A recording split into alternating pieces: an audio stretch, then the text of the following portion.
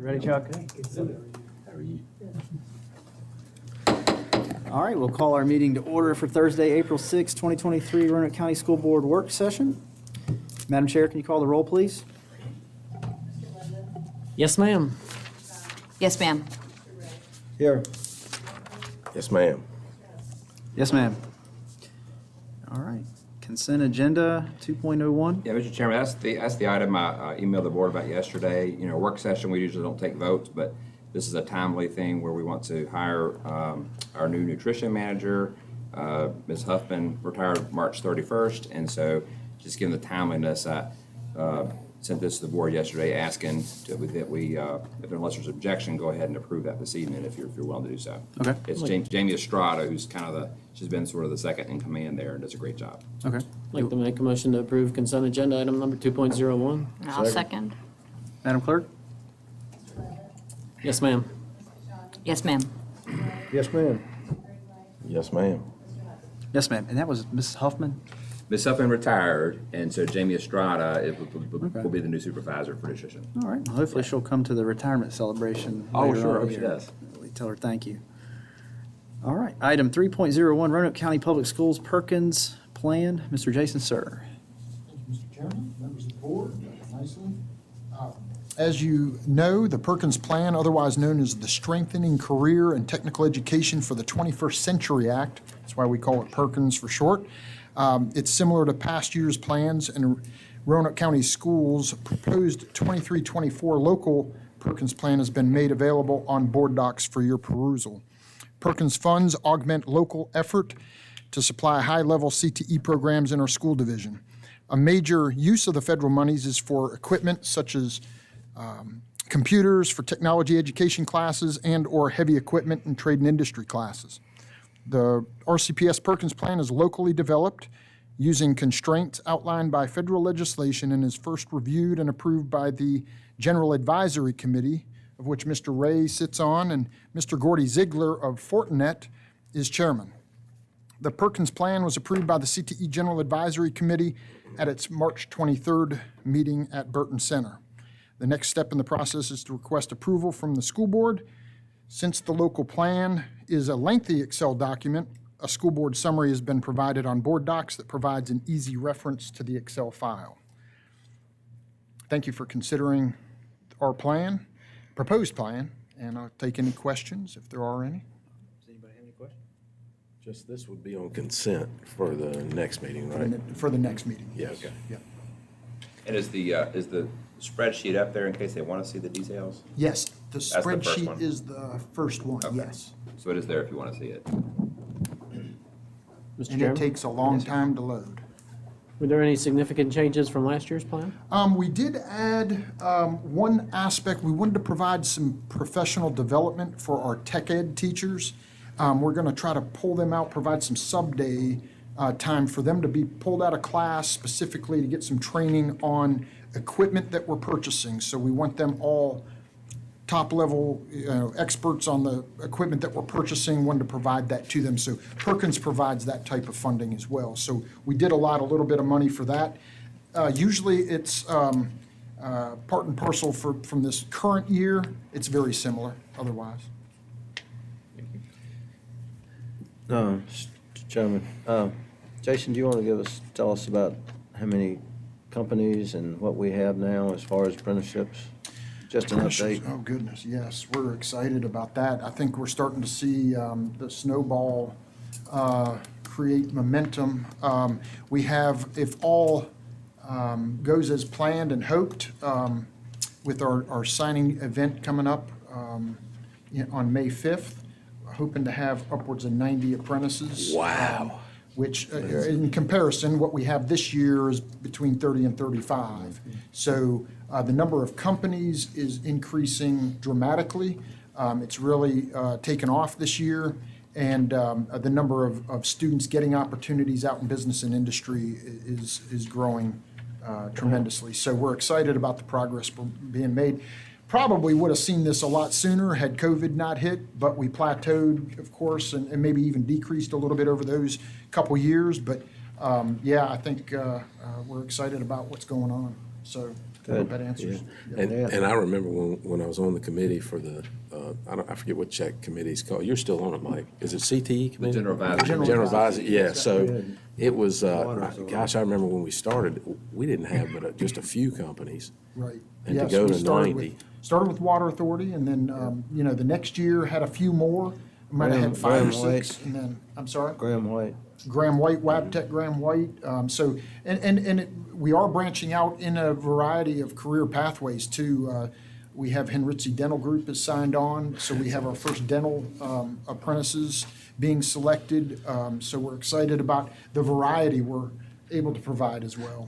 When we started the talk about getting CTE on our CIP schedule, right?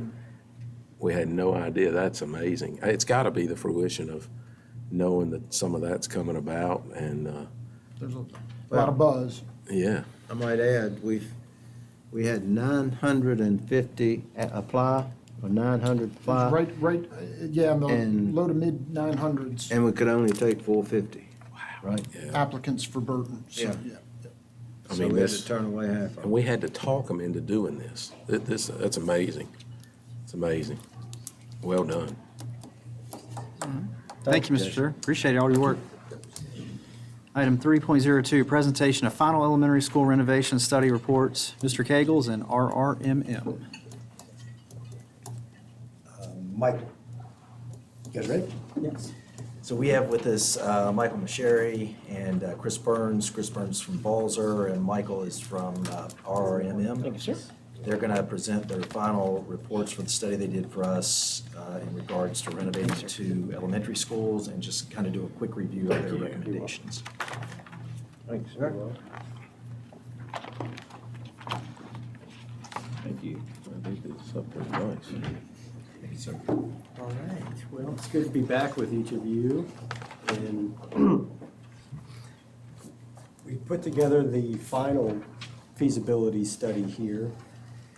And I won't walk through all of it. A lot of the information we went through in detail through the last presentation, and I know following my participation, things changed quite drastically the following week. However, if there's anything in particular that we should look at, I think one of which is just to kind of start with what was sort of the final revisions to this study, and that included kind of taking a holistic look at both schools to say, okay, well, what could some of these cost alternative considerations be between both schools that we program in terms of design aspirations, programmatic needs, ways to look at both schools in the same equal lens. And in terms of equity, we do acknowledge that Glen Cove has a decreased enrollment when in comparison to Cuntiff. So one of the things added on this book was it is feasible to say that Glen Cove, with a reapproach to programming, looking at a reduced overall means of renovations and additions to that would be feasible.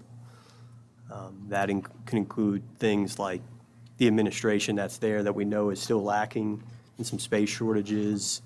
That growth can be from within rather than be put into the new construction side of things. So that alone would cut costs pretty significantly from new construction down to, more of a renovation cost. Explain that again, I'm sorry. So the concepts, whether there's several concepts between the A, B, C versions, all of which still were highlighting a change in terms of main entrance sequence, providing a new administration area that would serve central administration, counselors, clinic.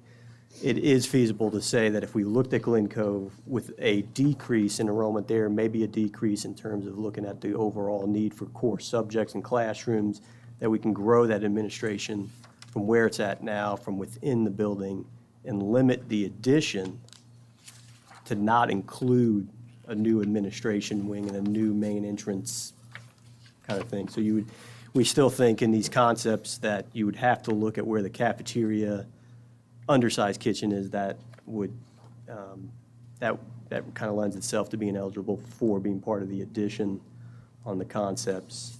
Because that addresses a lot on the service side of these. There's a lot of things on the site aspects that would need to be improved, we think, and at both sites. So, Not a decrease from current enrollment, but both schools were looked at with the same target. But seeing as Glen Cove currently has about 100 less students, could we back that target down for Glen Cove?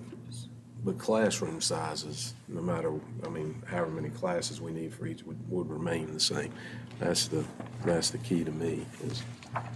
yeah, I think it's also important to note that the open pod concept that is there now with each of the restroom facilities that have some service areas adjacent to it on that main second floor academic block, it's not as simple as just putting up walls to say it can house new classrooms. We have code compliant things, not only for the mechanical systems that are evident, but you have to have clearance on just hallways alone at a minimum 6 feet.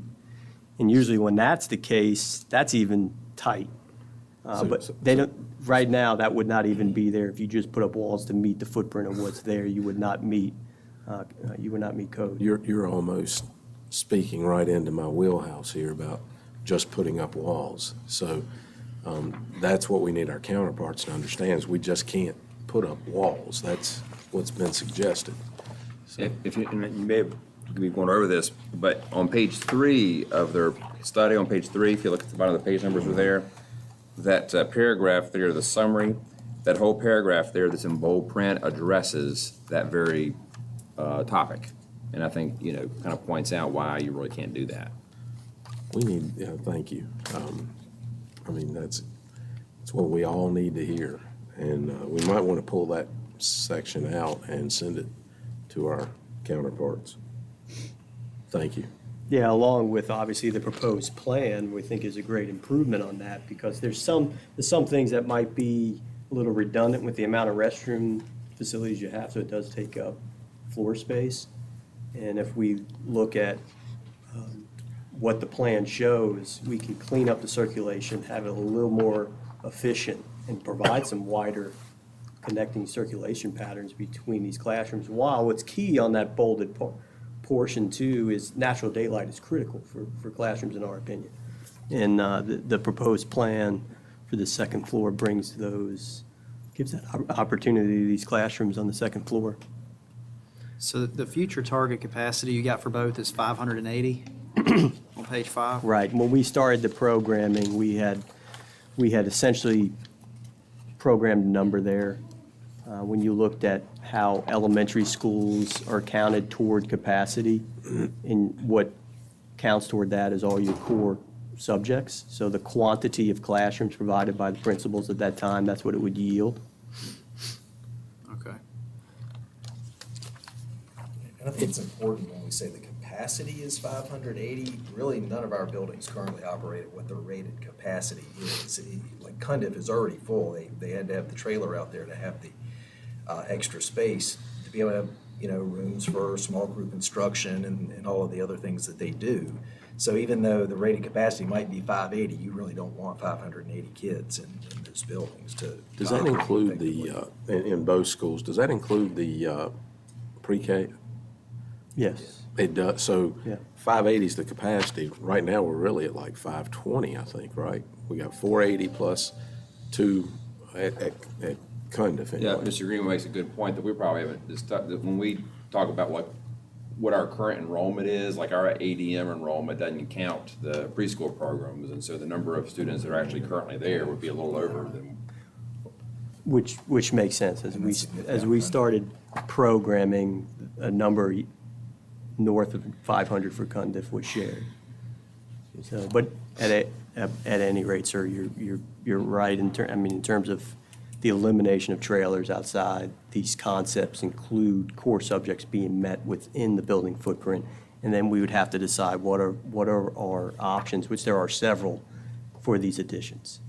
I think in all of them, though, you see the benefit of a new cafeteria and dining that addresses the site as well, and then the choice to be made about this gym, whether it's a renovation to the existing, which is significant cost savings, or the big component of a regulation size gym that would meet the programmatic needs of the school itself, but also housing the activities for community use at, after school hours. I think we'd all love that, but we're getting squeezed to the point that, that's going to be a difficult ask. So we have to make some realistic, the classrooms need to be the focus, obviously, and we'd love to accommodate the communities as well, thinking that flips over to the Roanoke County side, for that piece. But, so anyway, we I think it's understand. also worth noting that, like, in order to cut costs at Glen Cove, we moved the administration inside, but you're trading classroom space for that. You're taking room that was going to be dedicated to classrooms by moving administration, into the new section. If you don't build the new section, administration stays inside, you lose a few classrooms there. What were we looking at total? I know we had several different, going back to the last meeting. What was the lowest number? With the gym remaining a gym, but renovated, Well, we would, yeah. it Yes. would be approximately 31 million. And that's counting building on the administrative wing. Correct. Yeah, we're going to have to shave a little bit more off. I mean, that's, Well, if I may, you all can speak to this, just to remind everybody, the work that we're doing right now, you call it the macro level, this is still high level, this is conceptual, these are cost estimates. The proof's gonna be in the pudding when we actually get the bids in. sure. And in an ideal world, I don't even think it's necessarily outside of the scope of possibility, given where interest rates are going, what that could do to inflation. It could be that when we actually get bids in, oftentimes we think they're gonna come in higher. They may not, in terms of what, depends on what actual cost per square footage is coming in these days and so forth. So that's also in play, Right. Well, I guess what I'm getting at is, like Mr. Greenway said, we've got a limited number of funds to deal with. We kind of have an idea what that is now. And I would love to know where we can shave it off without affecting the classroom instruction piece, if that makes any sense. Yeah, and the cost estimation at this level, we have to be conservative, right? So the new construction costs of $400 a square foot, these are reflective of like current market trends. If you drop that to 380, 385, 390, and the renovation side drops from the 275 in there to 265, 260, you're talking about shaving off that number anywhere from 5 to 10%. And then we haven't got into the programming that we would have to recalibrate for Glen Cove to get administration in there, reduce the addition. All of this is pointing to reducing the overall cost. I mean, a good example, so we've had bids that recently came in Richmond, a little different subcontractor coverage, a little more competitive in terms of a prototypical school, and they were some very low bids recently. We would still not be confident to say that that is the current trend for everywhere. So you start high, macro level, gets very competitive, these things could come down. It happened a few years ago, my own experience with Salem High School, macro level. Cost estimate, we had to be careful with the escalation that was occurring in 2019. You come around in 2020, bids came in $4 million under budget. And of course, we're designing bid alternates along the way so you can still get the cost on some of the additions of these designs. Well, we found that out, that it makes a difference with Cave Spring, didn't we? 48 million? Versus 68. So, well, thank you. That could be, also just on that note of traditional model, though, there's risks inherent in the schedule where it's very important on the renovation side to capture these summers to maintain that proper, timeline to hit. This study's showing 3 months, 2 months, 3 summers captured starting next summer. So in order to do that, you can't be in a bid opening where you're way over budget and you will lose time, that kind of thing. So we've mentioned in here that there are other alternative delivery methods to design and build. But we're more than welcome with RMM Balzer to talk more about that at another time in terms of those delivery methods. I think that's fair to, let Mr. Kegels and Dr. Nicely maybe explore some of that to see if there's some fruition. How, oh, go ahead. One question. So I know we just discussed this, but I'd get some little bit more clarification. So future target capacity, 580, but you said there's no way you would want to put 580 people in a building that was rated for 580 people. I know there's fire code. Is there a recommendation from VDOE or somebody that says, hey, you should have this many square feet per student, or do we know that? I don't know the answer to that. Do you know square foot per student?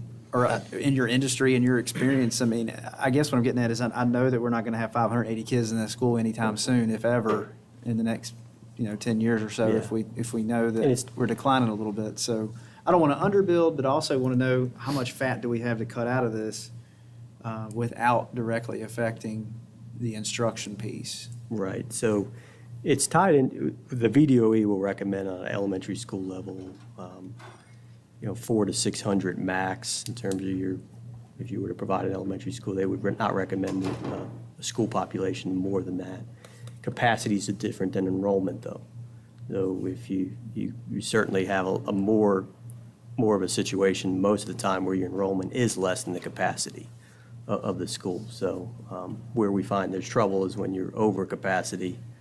And of course, if you limit the number of students per classroom, that can immediately drop that number 580. So here, maybe this is the program that's up here, there's a number that's categorized per classroom, how many students will be in that. That combined with the quantity of classrooms gave you your total 580. So principal said we need 4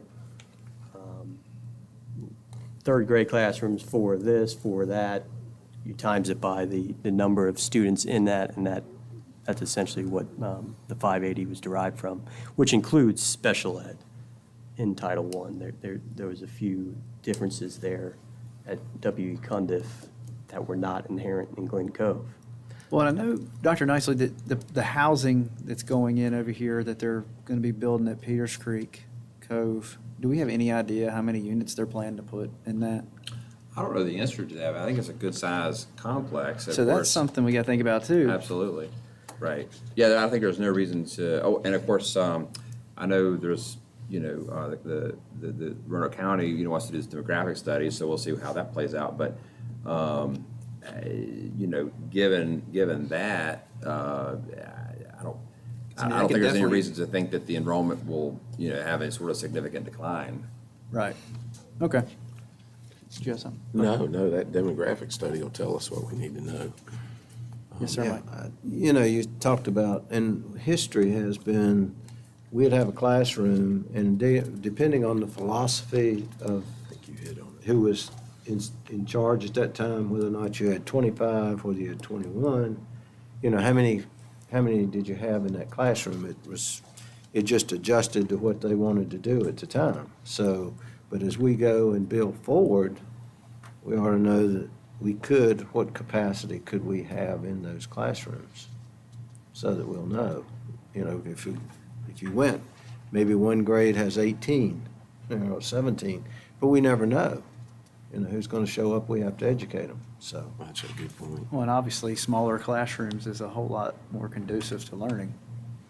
And it's especially important. There's, a body of research out there on that. The sweet spot seems to be in K2. Obviously you're building those early reading skills and so forth. K2 really makes a difference, which is why we try to limit, those classroom sizes to 20 or less. And it all depends on how those denominators and numerators kind of play out. If we, get to 21 or something like that, we'll maybe sometimes add an 8 in the class or whatever. But K2 especially, we try to, limit the sizes. And, Mr. Chairman, one last, so 400 to 600 is what VDOE recommends. Do you have any idea what we're at now? I should know this. 200 to 300 maybe? In the At which current- school? Well, either one of them. The same. enrollment? Yeah, no, the Square footage. square footage of the classroom. Oh. Right. Well, you're talking about enrollment or square footage?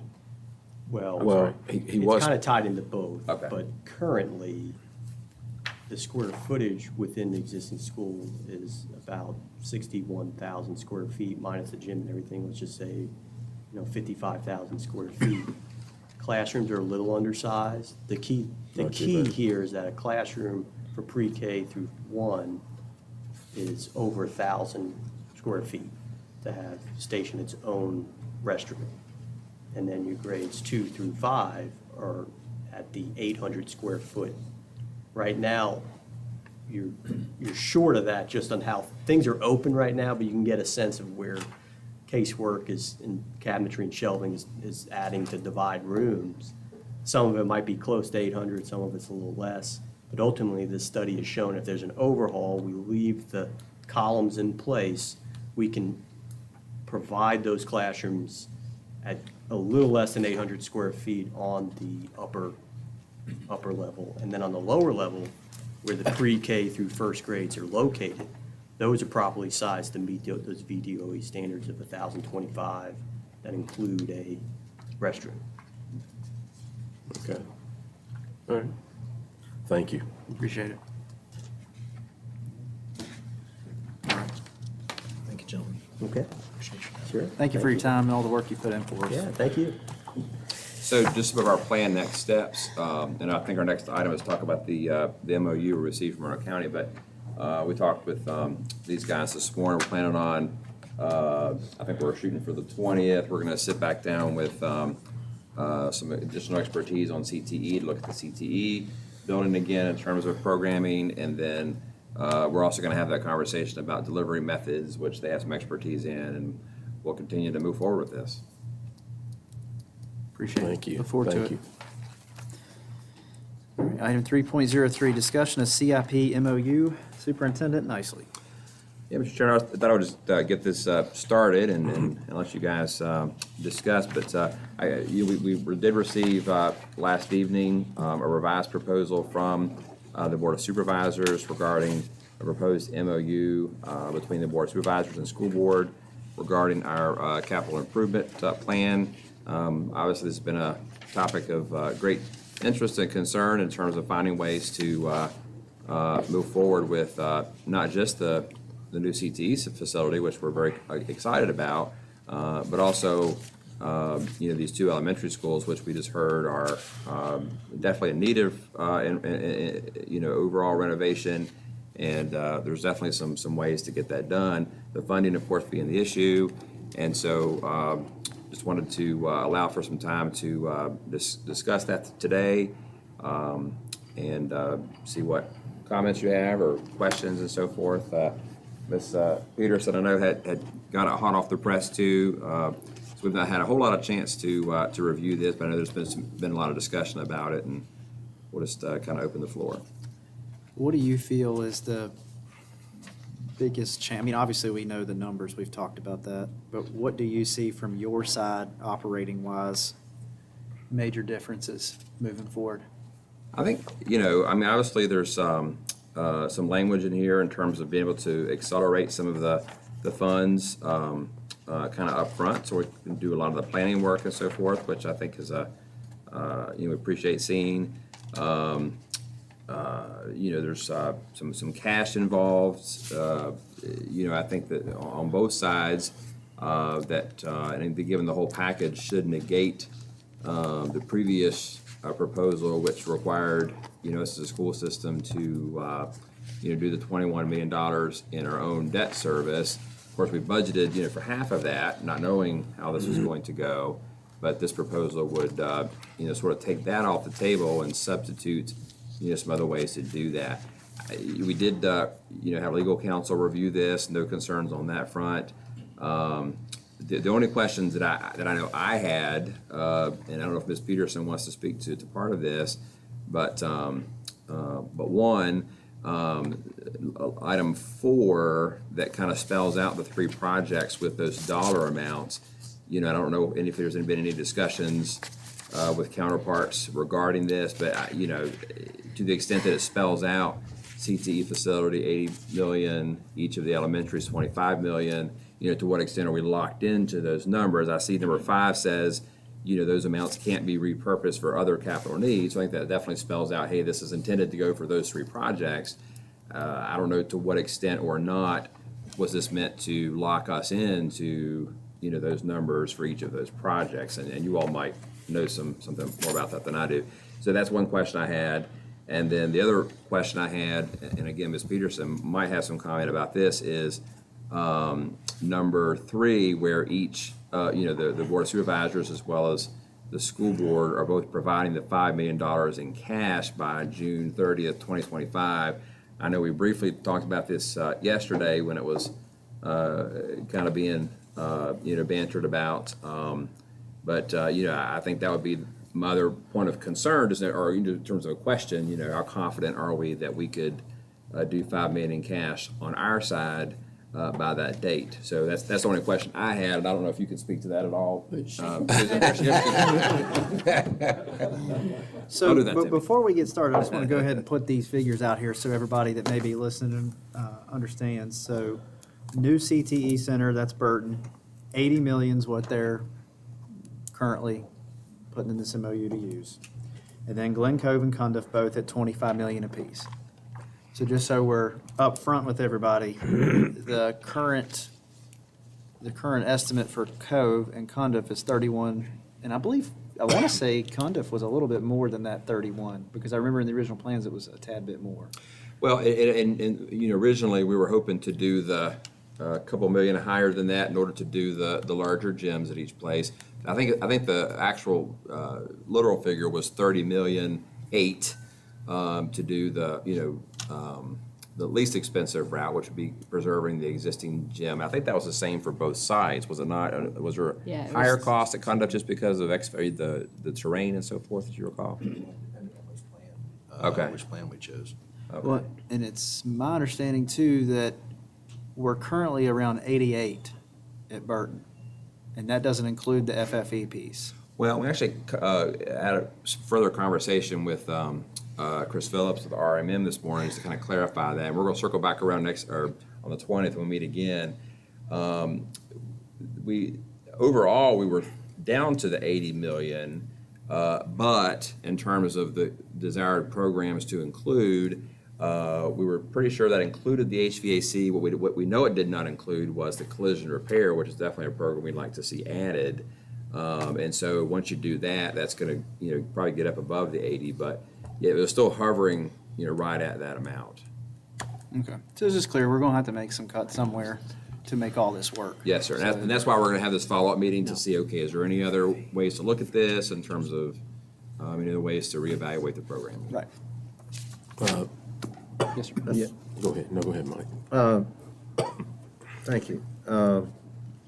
Under Roman numeral 3C, if you could explain that a little better and how that would, 3C? Roman numeral 3. Page 3, you're talking about, Yeah, page 3 at the bottom. at the bottom. Oh, I just want an explanation, what you see Great question. would tie our hands, or, what your interpretation would be. Right. I think this clause is designed to to spell out and put into words what I know is the mutual understanding that this is an agreement that a current board goes into with a current board on the other side. You can't bind future boards, as you know, and so everybody has to just kind of go into it with that realization and understanding. So it's not binding the school board in the future. I mean, this is just pertaining to these 3 projects. Is that correct? Right. That's my understanding. I think that's pretty clearly spelled out on page 2, that all of this is I haven't even had, we just, let's make it clear, we just got. Oh, sure, got it We just last got evening. this, I haven't even That's right, read this. right. stuff. So, Yeah. I've been dealing with a lot of. Yeah, but you're exactly right. This is all still very much focused on all 3 of those projects, which, is our expressed priorities, right? So, Can I add one thing though? It does look like part of this is alluding to adding 20 million for the 2020 plan instead of we're now on a 17 plan. And so just wanted to make that clarification, that that is a change in the actual future as well. So that will be for future projects. Oh, right, moving forward, right, the agreement would say we're gonna go to that 2020 borrowing plan, which would, I think the intent would be that would go into the future, which could affect future projects. So they're asking us, they're gonna put 5 million in cash. And to be fair, as Mr. Peters tells me, this was his idea. So, you know, and I thank him for thinking out of the box. We still need a little time to negotiate, but 5 million, they are flush with cash, so that's fine. They can, but our 5 million, how are we gonna identify where, oh, thank you for the look. I'm gonna look over here, Ms. Peterson, and she's there and say, hey, you take Are we that gonna, one. are we gonna have you in? And this is why I came up to the table. So I have not, like, I literally got this like 20 minutes ago. So I have not had a chance to really I dig haven't into this even or looked talk at to it, anybody so, about it. I can say that we do have 2 million of cash sitting in our CIP for 2024 from our major capital fund. So I don't know if the county was already looking at that and considering that as being part of, we're 2/5 of the way to have meeting our obligation. If so, then that gets us a good part of the way there. And we have no other money for CIP if that's the case, right? If it's 2 million. I mean, if there's any other projects. Well, we've already pulled that out, and yeah, you're getting smaller on your reserves, Yes. for sure. That's what we need to understand. I mean, again, I'm one person. They could give us the 10 million, and I'm not, this is not, you know, you say, oh gosh, he's just asking for anything. It's not, I mean, I get it. These are hard discussions, hard times, and, you know, the fact that they budge, there's a reason they budged already, and we appreciate that, for whatever the reason was. But they have the cash. It's easy for them to come up, we don't have this cash. So, and for them to say, so then on top of that, and again, being transparent, I have not read this. I haven't had time to read this yet. As I understand it, they give us the 5 million additional in borrowing. We have to borrow an additional 10, right? So our debt service payment that we talked about at the last meeting, would be half of what we talked about, correct, Ms. Peterson? Again, I know you, I guess this is what I would say is, we're just getting it. Should we wait until next meeting to even be discussing this? I mean, I haven't even read it, but I know we've talked about it. I'm okay with discussing it if everybody else is, but I definitely wouldn't want to take a vote That's on it. okay, that's what I'm saying. I Yeah, definitely want gotcha. to take a vote on it in a Yeah. work session. That's why I wanted to put the Exactly. numbers out there, just so people who are listening, if they want to come and comment next meeting, they would have the opportunity before we Good vote idea, on yeah, something that would okay. impact. I was afraid we were gonna vote on this. Oh, no. Yeah. And I'm not seeing any, like that whole, original idea of us taking on $21 million by ourselves, or even what we had thought when we adopted our budget, doing half of that. I'm not seeing any of that in this latest So that's not version. in here. That is not. I'm not seeing any of not. that. It's just the $5 million in cash that we would need to come up with. Could we borrow Well, that if we needed to? I will say, Good question. I had a discussion with their chair and explained to her, you would be okay with us borrowing an additional 5. So I don't know if we would necessarily have to have the 5 million cash versus be able to pay the bond payment on it. I think it's my understanding, and I don't want to speak for them, and I may be wrong, but in a discussion with her, I said, listen, we've already appropriated the funds for the first year for the 10.5, because we were expecting the 21, asking them to come meet us in the middle. So when I had that discussion with her, I asked, and she said that they wouldn't have a problem with us doing that. So if that's something we have to do borrowing wise versus having cash, it might be something we can work out with them. I hate Mr. to do Chairman. this, but go ahead. Wouldn't it be nice to, instead of doing we have to come up with 5 million in cash, take some out of reserves, save a little bit if we have it, I don't know, Susan, Kind of running you have out. the magic numbers, or a smidge of it, That's where our 2 million came right? from. Yeah. So 2/5 of it, and then the rest take out a loan for, and we know we can service that debt. Well, the other thing that can come into play is we already have 1.2 million of cash sitting in W.E. Cundiff project and 1.2 million of cash sitting in Glen Cove project. So they may also Be adding be a that. part. So we might already be up to what? 4.4. Four and a Well, I half, can, yeah. I can come So- up with the rest of that cash because, So if that plays in, we might be okay. but let me make sure I understand, because again, I apologize, but we just got it. I haven't had a chance to read it. Are we saying, they're giving us 120 million and we have to come up with the 5 million in cash? Is I that will what you, because spend that's what half of it. Dr. Nicely was referencing, that we don't have to do the 10 million. Right, my reading of it is the total package is 130. 10 million of that is cash, 5 from each side. That's my reading of it. Okay. I am, Yeah, that's what if you're all right with it, Mr. Vice Chairman, I'm gonna have you finish this up. I was up all night and I've got a massive headache from being in the hospital with my child all night, so I think I've taken about all I can take. I'm gonna have to go take some migraine medication. I will follow up Yeah, with you no, guys it's- afterwards. Okay. Totally understand, We Mr. Chairman. understand. Yeah. At least we got the Feel meeting better. done before I. Hope everything goes well, buddy. Appreciate you. Better Family pass over first. the gavel. I'm gonna hit you with it. I know you would. Oh, Lord. Hey, wait, Tim, Oh, no, this is really getting dangerous. hold on. Look, Yeah. Mike, Hey, I gotta go. I'm in charge here, buddy. Yeah, I gotta go. Tim, I brought this for you today. I like it. I like it. I know I need it. I'm gonna just hold it up every now and again for your cue card. And, you know, when I talked to my counterpart right after that too, and I said, so you're gonna give us 5 million in cash? Okay, yeah, yeah, and that's the way I understood from my counterpart. Okay. So, 5, we put up 5, and then the rest is how much in the future are we gonna be in debt service? 1.4? So the, I don't think we really would. Like Dr. Nicely said, I think that 21 million that added up to that 1.4 that we kept Yeah. talking about, that's kind of off the table. So that's gone. Eliminates the debt service. When you All pay right, good. cash, you eliminate the debt service. Yeah. For that piece of it, now to be But clear, our future, debt service, what I'm saying is future debt Yes, sir. service, is what I mean.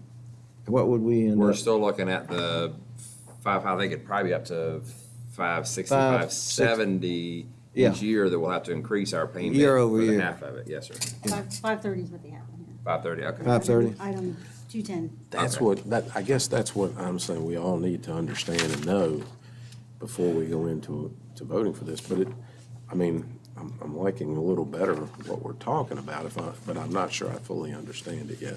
But here's where we can come up with the additional cash. And Oh, I see it. is out of those insurance reserves. If we've ever gonna, and I know everybody, but here's the deal, we're at almost 7 million, and they're telling us we need, 4.5 in reserves. There's 2.5. Now, I'm not for willy-nilly pulling this money out, but it's there. So we have it available. We got a question, Mr. Vice Chairman. Watch that gavel. If we did Oh, there it is. something, if we pulled, I'm trying to understand this, that if we pull that money out of reserve, would we have to go back and ask them according to this MOU? You probably would. Well, and I do caution you, the reserves were created by employee payments who have health insurance, and the general fund, the school board paying that benefit for those employees. And so it really is not an appropriate use to pull that reserve out and put it into capital. So we have history with this, right? We have pulled it out and used it for employee raises and employee kind of bonuses, if you will. But the insurance company recommends a certain amount. We went above They that. do. And Mr. Greenway is right. We have more in the reserves than what they're recommending at this time. You have So 30% we more, do right? have, we do have room to work with. Is it more than 30%?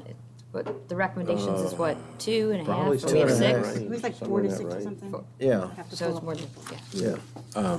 So, and maybe, again, we need, this is a lot of higher level thinking than I can come up with. But, if that's the case, then maybe we offset some other employee, funds that make that, continue that back in.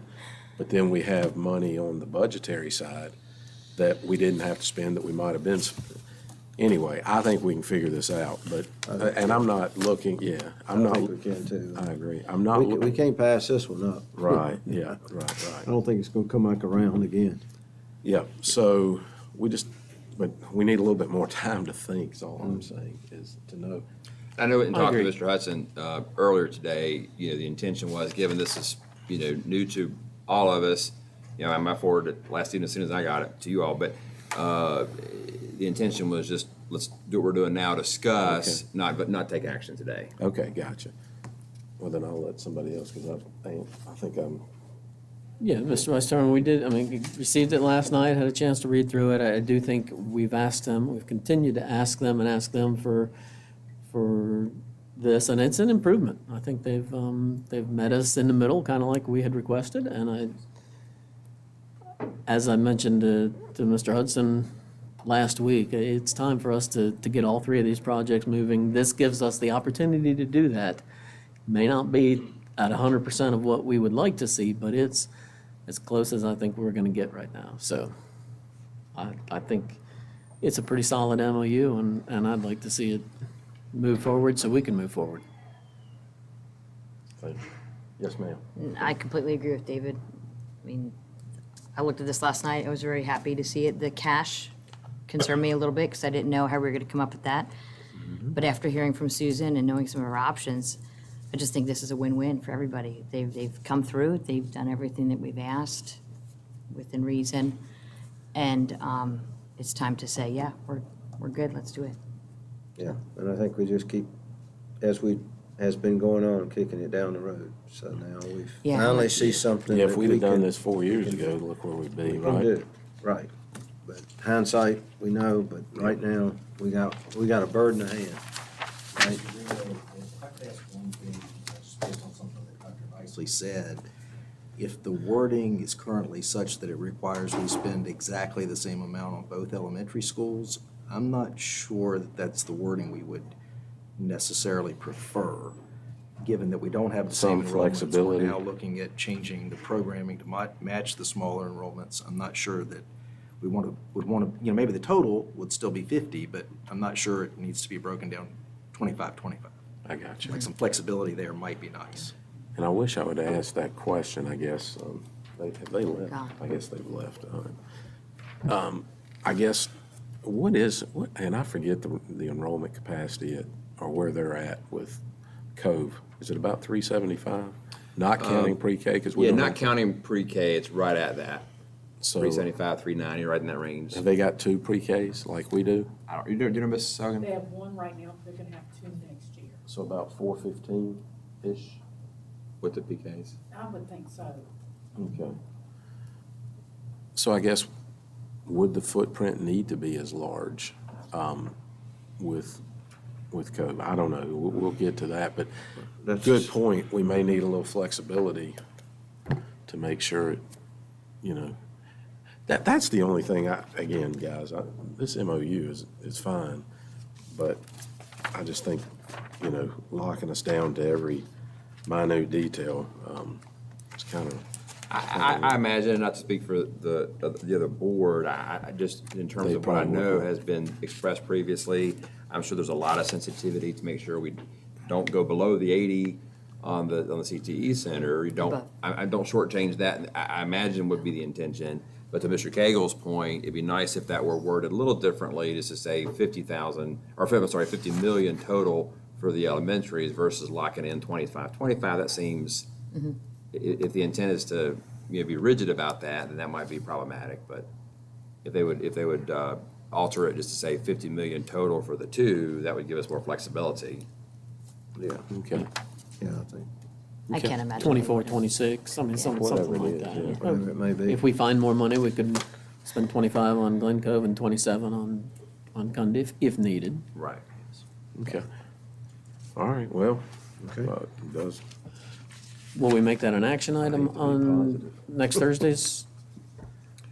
Yeah, my Meeting? recommendation, if you want to consider it for action at the next meeting, I would put on as an action item, which would allow you, for more discussion if you'd like, and if there's any changes, if we go back and ask about the combining the two elementaries, we could discuss that, versus consent. I think it should definitely be action if you're ready to do that. Yeah. My recommendation, let's plan for that unless something happens where you. Let's do decide action. I otherwise. think that's a good idea. And that time, we've all had a chance to really talk to our counterparts, and then if we have any questions, we can ask them and go from I'm there. good with that. Okay. Thank you. Oh, yeah, I'm the. 3.04. Yeah, thank you. You might sit over here, Mike, and take over. 3.04, discussion of Oak Grove Elementary sewer line replacement. Mr. Kegels. Thank you, Mr. Greenway.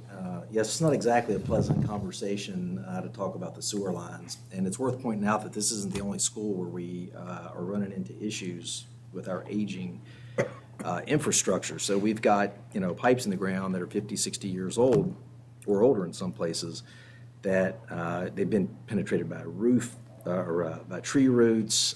Some of them have just collapsed. They're older clay-style pipes, that kind of thing. Some of them, the ground's just shifted and we have cracked pipes, that kind of thing. And it's leading to sewer backups inside the buildings, which is, not a good situation. So this one in particular needs to be done right now, and it's a big, deep line that goes from the building under the sidewalks and then all the way out to the road. It's about 150 or 180 feet of 8-inch pipe, so it's expensive. So we're going to be requesting $60,000 from minor capital to, the contractor costs $45,000, and then that leaves $15,000 to restore the sidewalks and landscaping and everything we're going to tear up by replacing this line. So that will be an item for the next meeting. Do you have any questions? Got one question. Yes, sir. You're responsible for the line till it gets to the meter? Or it gets to the line where the county comes in, or From the what's meter. the? And Chuck, I think there's a different diagram, the next one that doesn't have that. So in this one, we would be responsible until right here. So Water Authority picks up there.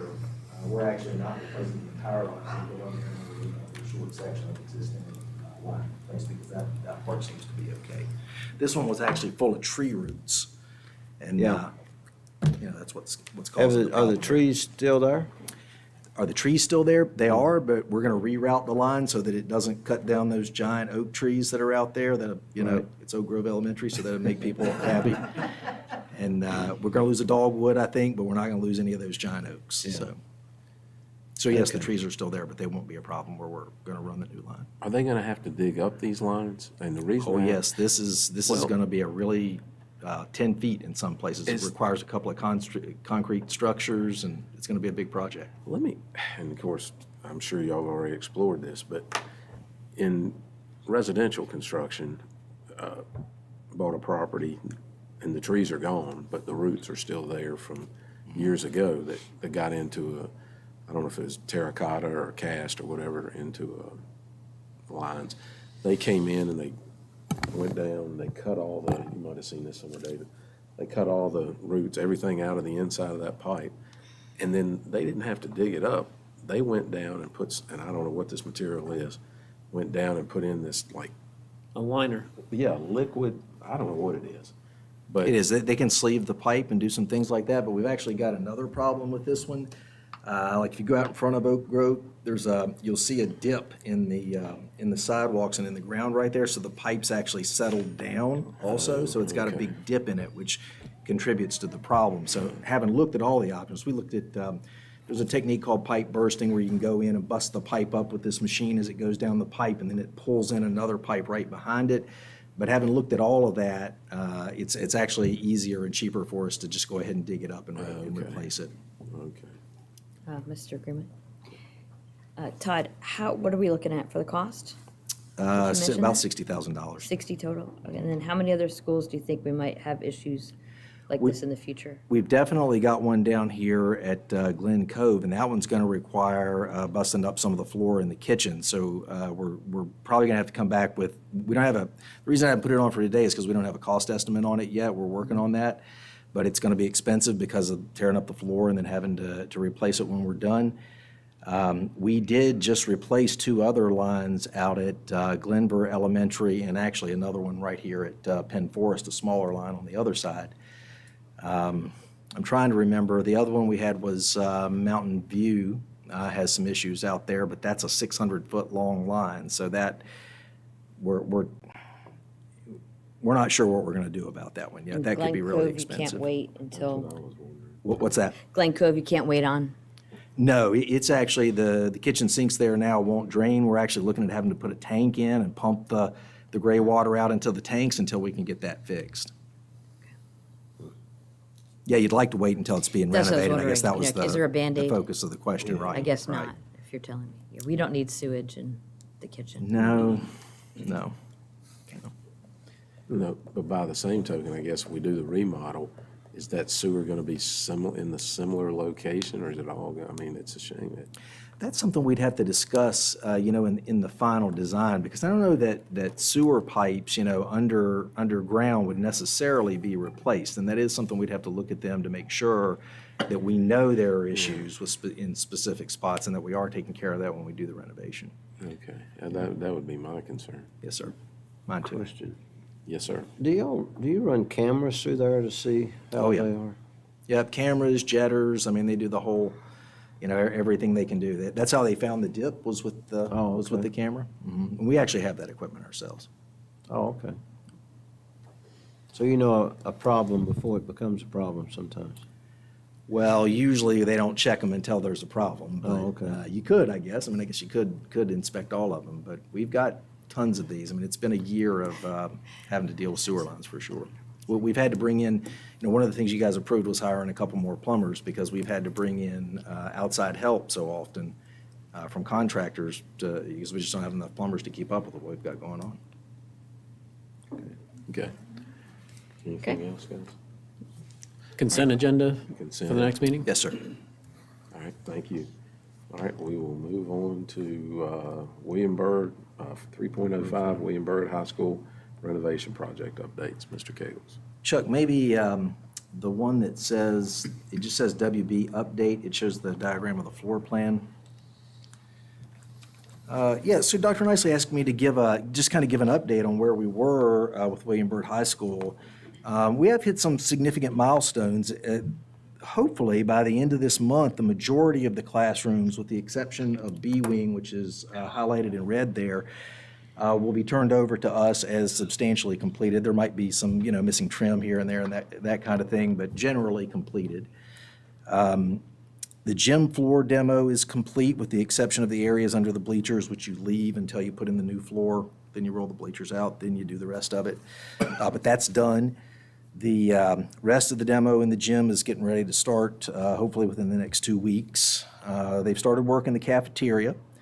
The auditorium is substantially completed and usable. Ms. Newcomb kindly took us on a tour of that the other day. Chuck, there's some pictures on a link there if you want to bring them up, just in case folks are interested. The problem that we've run into, and we've briefly discussed this before, is that they've found asbestos in the B wing. Asbestos abatement requires an engineered plan because of the scale of this. So that plan is under development now. We hope to have that by early next week. Did you say B wing or D? B. B, okay. And as soon as we have the plan back, then a contractor can give us a cost estimate to implement that plan to do the asbestos abatement. And then Avis will be able to update their schedule. So I did upload the 2 schedules that Avis provided to us, but neither of those take into account the delay caused by the asbestos. So I just keep that in mind if you go in and look at those plans. Those dates are no longer valid. The sequence is still generally valid, but the dates are no longer valid. And there will be some additional cost because that's going to extend the rental of the trailers. They were due to be removed this summer, but that's not going to happen now because of the asbestos abatement, so there'll be some additional cost to rent the trailers. We don't know what that's going to be until we get the abatement plan, figure out how long that's going to take, then we'll know how much longer we're going to need the trailers. And this one with the timeline, I'm trying, it's hard to get it all with being able to see it. It It's is a hard little to see. small. Are they, Unless you have a so giant they're, screen. are they still thinking this summer, but going to continue it through? And you may have been doing that when I was talking about that when I was looking at this timeline. Still the summer. Are they going to get rid of the trailers? I heard you just say something about. No, that was the original plan prior to the asbestos delay, but they're not going to be able to get those classrooms done before. It's going to be at least 2 months, just based on doing the abatement and the planning for the abatement. But how much longer than that it might be, we don't know yet. Until we actually get the plan and then get the cost and the time estimate from the contractors, then we'll have a better idea of exactly how much longer they'll be in place. And I may have asked you this before, so forgive me, but, and I know we hadn't run into this at Cave Spring. Maybe because we did it a little differently, we just added it in as a part of the contingency or something. But how did, and I know this is pre-Todd Cagles, how did we not factor in asbestos in a building from 1970? I don't have any idea, other than maybe the impression was that it had been abated in the past. There had been some sort of abatement done in terms of leaving it in place, so you're allowed to encapsulate it, which is what it appeared that somebody had done. So they went in and built drywall around the beams that had asbestos on them. But of course, now they're stripping all of that out, and now now it's been exposed. So I don't know, and I would suggest that when we go forward with Glen Cove and W.E. Cundiff, that is certainly something we're going to want to look at up front because, given the age of those buildings, you could probably expect. Which is going to drive find up it there. renovation cost, obviously. It could, depending on how much is there. Yeah. I would imagine they're the exact time period, so 70 to 71, something like that. Yeah, and asbestos, it stays, if it's in place, it's when it's moved or any type of disturbance is when right. it's a problem, right? Yep, that's right. Although when we find it in the schools, generally, the idea has been to go ahead and remove all Oh, of it. absolutely. Yeah. I totally agree, because, future is just. That's it's gonna Be worse, so. And when they do Cundiff and Glen Cove, that's going to be a complete gut. So everything, all the interior surfaces and all that surfaces and all of that stuff's going to be gone. So anything there would be disturbed. So that's certainly something we'll look at when we get to that point. Yeah, you just have to make sure they're in the plans and You're right. not getting left out like. I would even say factor something in, and you know what, it's kind of a benefit if you don't use it. But I mean, those age of schools, to me, you just got to assume there's going to be, and again, I know what assume does to us, but I'd rather assume there is and give it back than I would, find it and then say, well, we got to add it to it. I think Ms. Peterson may have actually mentioned that asbestos abatement had to be paid for in a different way, couldn't be paid for as part of a capital project. It can be a part of the capital project, it just is not capitalized as an asset after. Okay. That makes sense, yeah. Okay, all right, thank you.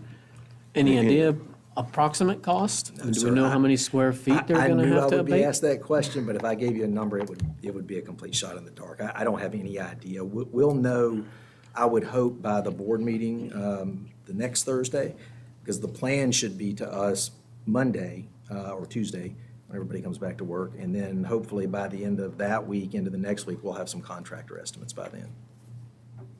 Thank you. Anybody else? Just real quickly, Mr. Chairman, just having been a part of some of these progress meetings at the school, I just have seen firsthand, first of all, the great progress. Staff, Mike Coppin from Mr. Cagle's office, but also Ms. Newcomb, she's there, and with Travis Anderson, I just have seen they've been so involved. And I know Troy Smith from Avis has commented just how much they appreciate just the level of involvement from the school folks in terms of, the progress of the project, and has really made a difference. Absolutely. Tammy and staff have been amazing. I thought that was Vanna White in that picture. I thought it was a student. She won't turn the letters, but yeah. Travis Anderson's. Yeah, Travis has been amazing. Tammy's been amazing. Actually, staff involvement input, that was. Sure. So, wonderfully done. Thank you. Let's move to 3.06, Special Education Annual Plan, Miss Beth Harmon, Dr. Beth Harmon. I didn't know you were a doctor then. Yeah. Wow, Last year. congratulations. I'm sorry I didn't. No worries. Good afternoon. In the board docs is the annual presentation of the special education plan for Part B flow-through grant application. The purpose of this document is to provide assurances that our division certifies that throughout the grant award period of 23-24, that we meet the federal IDEA and Virginia regulations governing special education programs for children with disabilities. We're further certifying that the division has current local policies and procedures for the provision of special education and related services, which ensures compliance of IDEA, federal implementing regulations, and the Virginia Board of Education's regulations. Additionally, the plan includes documentation regarding our fiscal responsibilities of maintenance of effort, proportionate set aside for parentally placed students in private schools, for our projected spending of IDEA Part B, Sections 611 and 619 grant funds. The plan was presented and approved by our school board on March 21st. And you have the comprehensive document, and we ask for your consent at the next board meeting. Have any questions? Thank you. So she is self-funded. Yes, sir. We make money. Wow, that's How refreshing. can we not approve that? That's right. Any questions? Questions? Okay. Thank you. Policy updates, Dr. Stegall. That's where I need a muzzle.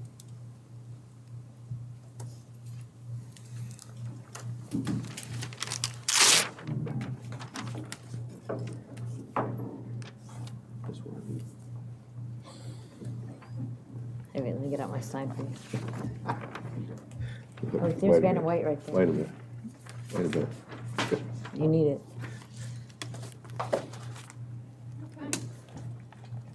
Good afternoon. Several times a year, staff conducts reviews of current policies and administrative regulations and recommends changes based on various factors.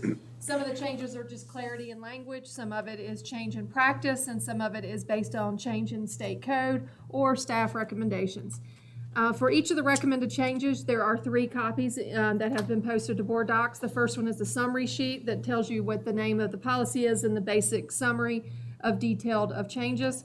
And then you have an edit sheet. That's probably the one to use that's what I go to every time. That's the one that shows where the actual change has been made. And then, of course, there's a final edition that will be the one that will, once approved, will be uploaded. Today, what we're going to do is just review the policies that have content changes. All the other ones have minor clarity changes that doesn't change the content of the policy. So several of us are going to talk to you today about different policies, and I'll start off. We'll start with policy 3.05. This one is evaluation of the superintendent. And what has changed here is there's an amendment to the Code of Virginia that for evaluations of staff and all licensed staff, including the superintendent, there needs to be an evaluation of cultural competency, and that has been added to the evaluation criteria. So as you can see here in this policy, that the ones that are bulleted, they have just been reorganized into bullet points, but you can see the last one says an evaluation of cultural competency, and that is the only thing that has been changed there in content for that policy. And explain what that means. So the cultural competency, there's a training that all of us have to take, all licensed employees have to take the training, and it's based on understanding your culture and others' cultures and how they work together. Thank you. Okay. And Ken's read a really good book. Yeah, Talked about I it. mean, to your Yeah. point, I think that I'm gonna no read matter it. where your school system is, you need to know, the bottom line is you need to know your students, right? Mm-hmm. And we work with all kinds of students, and it's important to understand kind of where they're coming from. And so the concept is not a bad one, and I think we're all, it's important for us to, again, know who we're working with. And so, yeah. And this came from the state. Yes, sir. It's actually, yes, ma'am, I'm sorry. It's actually in state code. Right. Okay, Mr. Bradshaw. I'll pull them up for you as you go. All right, good afternoon. Are we on 5.6? 506. Okay. This one, there really isn't any change. The code actually changed to say that any valid teaching license, you can see right there in the very first paragraph under A, before it specified the two, collegiate professional or postgraduate, those are the two options. Now they just combined it into just a Virginia teaching license. So that is the only change in that policy.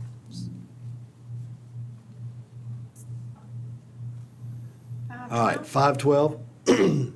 This one is a change. We're completely overhauling this policy. Staff recommends we change and remove the separate section for hybrid VRS compared to non-hybrid VRS. That's, there's no need to have that anymore. We were able to put it together and make it much more concise and clear and easy to understand. In section 1, we're recommending all full-time employees with less than a 220-day contract earn 10 sick days. And then all full-time employees on a 220 or above will earn 12 sick days. All part-time employees working more than 20 hours and less than 30 hours will earn 6 sick days. Currently, they earn 5.5. So we're going to Just go rounding it up. Correct. Yes, sir. The next one is the big change, and that's section 3, where currently we have employees. I'll kind of give you a quick background. We hire new employees in, and we all know the sickness that comes along at the very beginning of the school year, with whether their personal child or their self.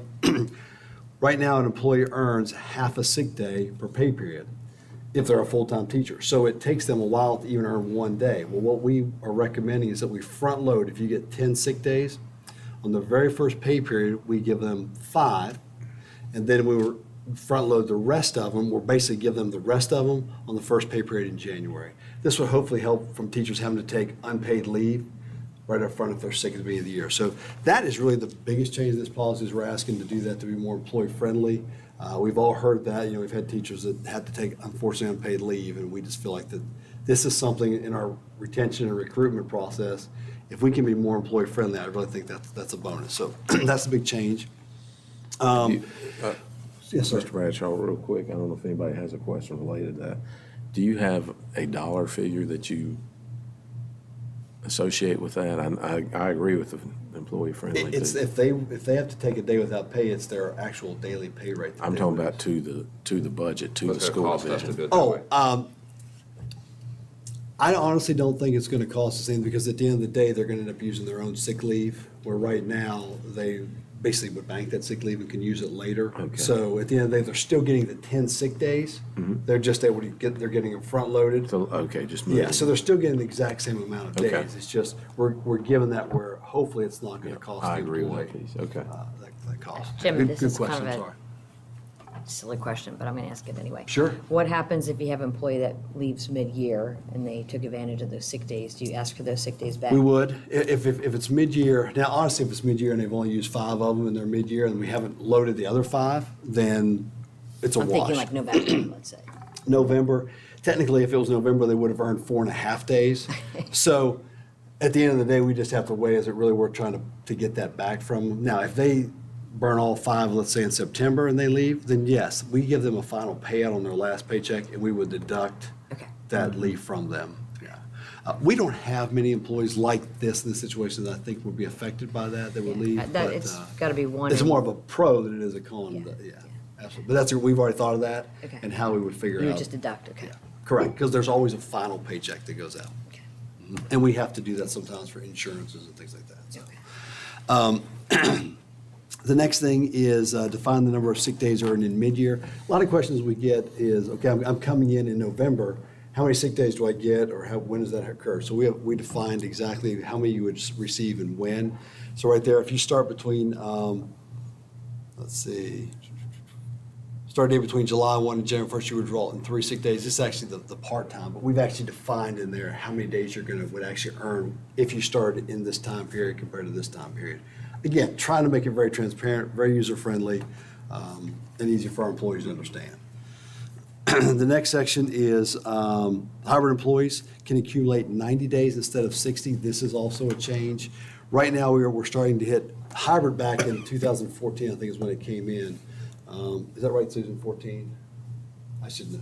I'm 99.9% sure, but some. It's been a while. Yeah, we have a lot of hybrid employees that have hit that 60-day max that we were allowing, and it's forcing them to take days off or lose the days.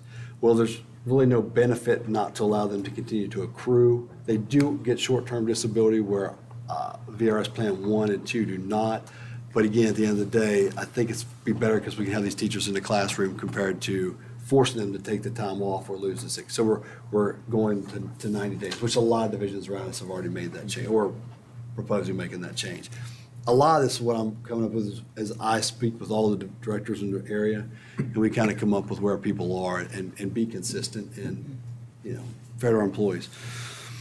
And then the last things that we'll transfer in, except a maximum of 60 days in from another division if you were to come employed with us. So that's the big changes on 512. I do feel like it's going to be a much easier policy to understand and much better for our employees moving forward. 518, is that next? All right. If you remember back in the fall, I think it was the fall, I actually brought this to you already when code changed, that they provide 21 days of military leave instead of 15. So that was the big change that was coming this time. The only other thing that we needed to clarify was exactly what we pay out. And here it said, before it said more than 21 days will receive a supplement pay if the employee's military compensation. We need to find what that was. This is what we currently do. So I felt like it was important to actually spell that out in the policy. So again, no questions for employees. We need to be as transparent, as user-friendly as when they call and ask questions. Like it, yep. So, yeah. How do you determine the pay that they're getting? They give us their orders They for give us their military. order? Correct. Yeah. And I know that they have the opportunity, if they were called and it's, whether it be National Guard or something else, they're guaranteed their job back, correct? Correct. And As long it's- as they follow all the procedures, I mean, we follow all the national guidelines. No matter Yes. how long it may be, it might be a Correct. deployment It or could be an anything. 18-month deployment or 18, whatever. whatever. Yes. Mhm. Okay. If they're deployed for 18 months, and again, I'm taking this off the top of my head, they Which- have like 90 days to return to us. If they don't show up within 90 days, then, of course, by federal law, we no longer have to hold their position. If they're out, I think, for less than 6 months, they have 30 days to return. So there's all those guidelines, and we follow all of those. Yeah, Correct. well, rightfully so, which, that's good. Absolutely, yeah. Yes, sir. Absolutely. 533 AR. Thank you. Oh, yeah, there's no really change to this one. All I did, this is exactly what we currently have done in the past, but we have got now, we're starting school earlier, as you know, and our calendars keep changing, and sometimes we hit the first of the month. So I just spelled out, because we get questions all the time, when we're hiring new employees, and again, this only pertains to new employees, but this spells out when you would actually get your insurance. So for employees on a 230, 240, and a 260-day contract, if they start on the very first possible working day that they can, in other words, they're a March hire and we know they're going to start July 1, then they actually get their insurance on July 1. As all of you know, I'm hiring teachers right now and have probably already hired 70 people for next year. This way I can tell them, okay, you're on a 220 or 200-day contract, your insurance will start September 1st. Mid-year hires are a little bit different because a mid-year hire would be somebody, let's say a plumber that normally would be on a 260 contract that should have started July 1st. Let's say they don't come in until November 4th. That's now considered a mid-year hire. So we spelled that here also, mid-year hire. If you start on the first of that month in mid-year hire, then you get insurance on that date. If you start on the second or later, then you get insurance on the following date. Again, it just makes it very clear and very easy to understand, regardless if we need to shift the school calendars. This keeps it very clear and concise. It's consistent. Correct. To- Yes. yeah, it And makes this is sense. exactly what we're doing right now. There's Yeah. no change. It just spells it out. Yeah. Yes, ma'am. 38. All right. Section A, this was a weird policy we're looking at. It has a whole resolution at the beginning of the policy, as you all may have seen.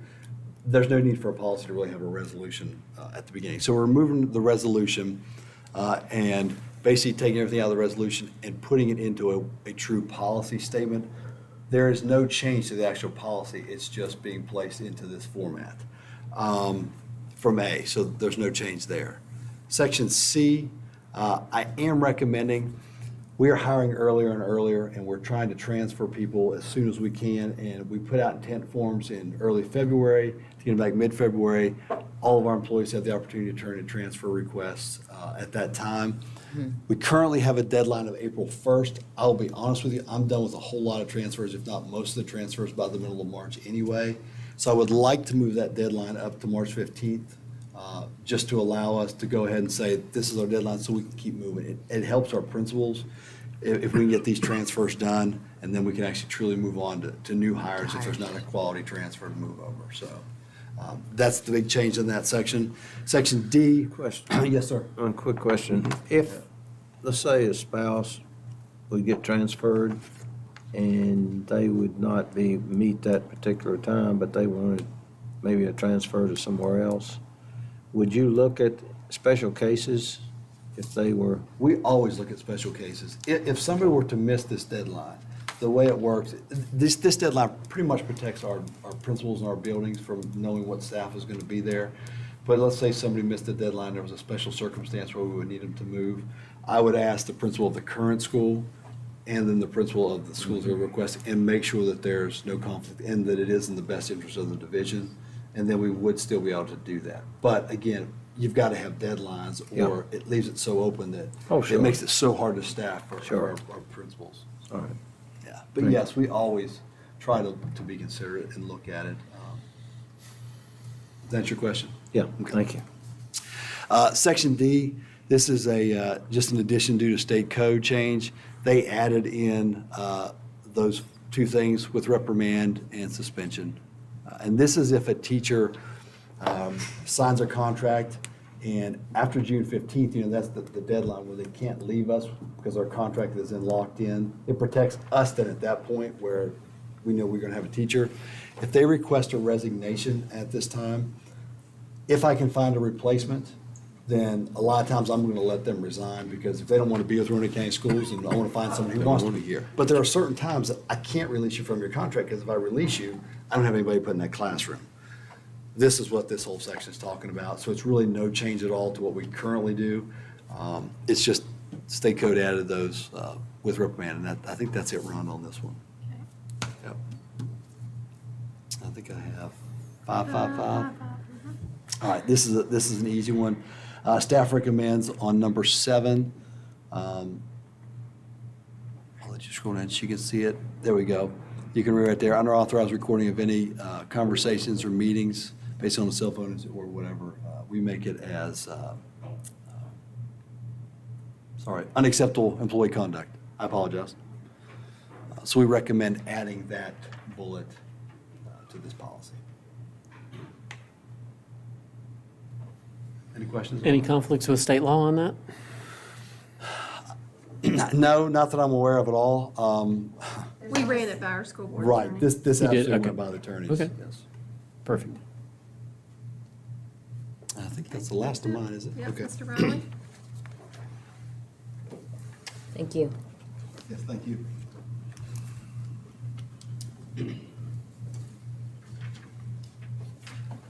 All right, good afternoon. 6.16. All right, we've got two policies that honestly, both of these policies were brought forward to me by our secondary principals just to review and look at. This first one is the final assessment exemptions. This has been modified numerous times over, I'd say, the last 15, 20 years since I was in the classroom teaching. It's gotten to the point where we feel like our recommendation would be to just remove the policy requiring final exams for a small segment of kids. If you look on our description page here that's in board docs, high school principals and staff are in agreement to remove this based on the idea that most of these students that are in SOL testing classes especially have failed those SOL tests because they're not doing well in those classes. This is the time where they're going to be reviewing those, retaking those SOLs, those types of things. So they're really already working on that material. Then to also place the burden of having to take a final exam on those few students as well is something that the high school folks just don't see a need for at this point in time. And if you look at the way the policy is written, we've got really 3 days built into our instructional schedule where we've got a final assessment schedule where really at this point in time, students aren't taking final assessments during that time. Most of the students are taking final assessments if they need to before then. Even our dual enrolled students who have to do it would take it before then. So you're not having any assessments given during that time. So that's why staff recommendation at this point in time would just be to remove that policy. And that doesn't mean that teachers can't give a cumulative assessment at the end of their course for students in their class that would meet the very similar criteria here. It's just at this point in time, the policy itself has kind of become unwieldy, just in terms of the number of exemptions and different things like that. So that's staff's recommendation at this point in time. Okay. I'll make a comment. So I've already talked to Ken about this. So just yesterday, the state released, a press release came out, and this is with advanced reading, and we'll talk about it as well. But Secretary of Ed, Amy Guidera, came out and said that our AP test scores are down. They're down 2 points from 2021. They're down a total of 5 points from 2014. The Richmond, everybody that's there and on the team, Youngkin's team, are all saying we have to raise expectations. I agree with that. I agree too. I think when you lower expectations, you hurt our students. You hurt student achievement. When you raise expectations, students rise to meet those expectations.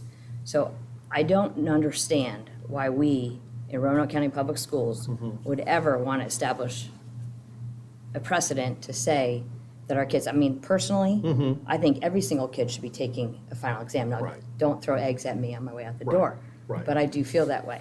What are we doing to our college-bound students Right. when they get to college? I've heard from many folks that say their kids weren't prepared when they left Roanoke County Public Schools to have to take an exam. So I think this goes back to the need for a grading policy. Ken and I have talked about that before. I think it's imperative that we get one done. So we set thresholds and standards. It's consistent across all Roanoke County schools. And the only way I'd ever consider this policy is if we actually had a grading policy in place to, and I'm not trying to micromanage. Right. But we have teachers within departments at schools who grade differently. I'm talking about percentages. They weight assessments 60%, some weight them 40%.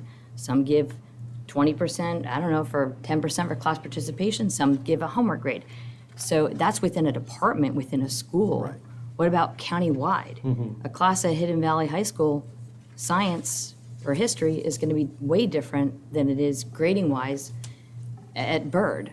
And so how do we set a standard if we don't have thresholds? Right. So Well, in terms of a grading policy, that is something that our department, Mr. Williams, we've been working. We actually had a committee of teachers last I know. year, the CIA committee. I just like to that see it were- happen a lot sooner. I I don't understand. understand. I know government wheels turn slow, but I wanted it done Right. yesterday. Like, Right. and I think that a lot of the teachers do that I talk with. Right.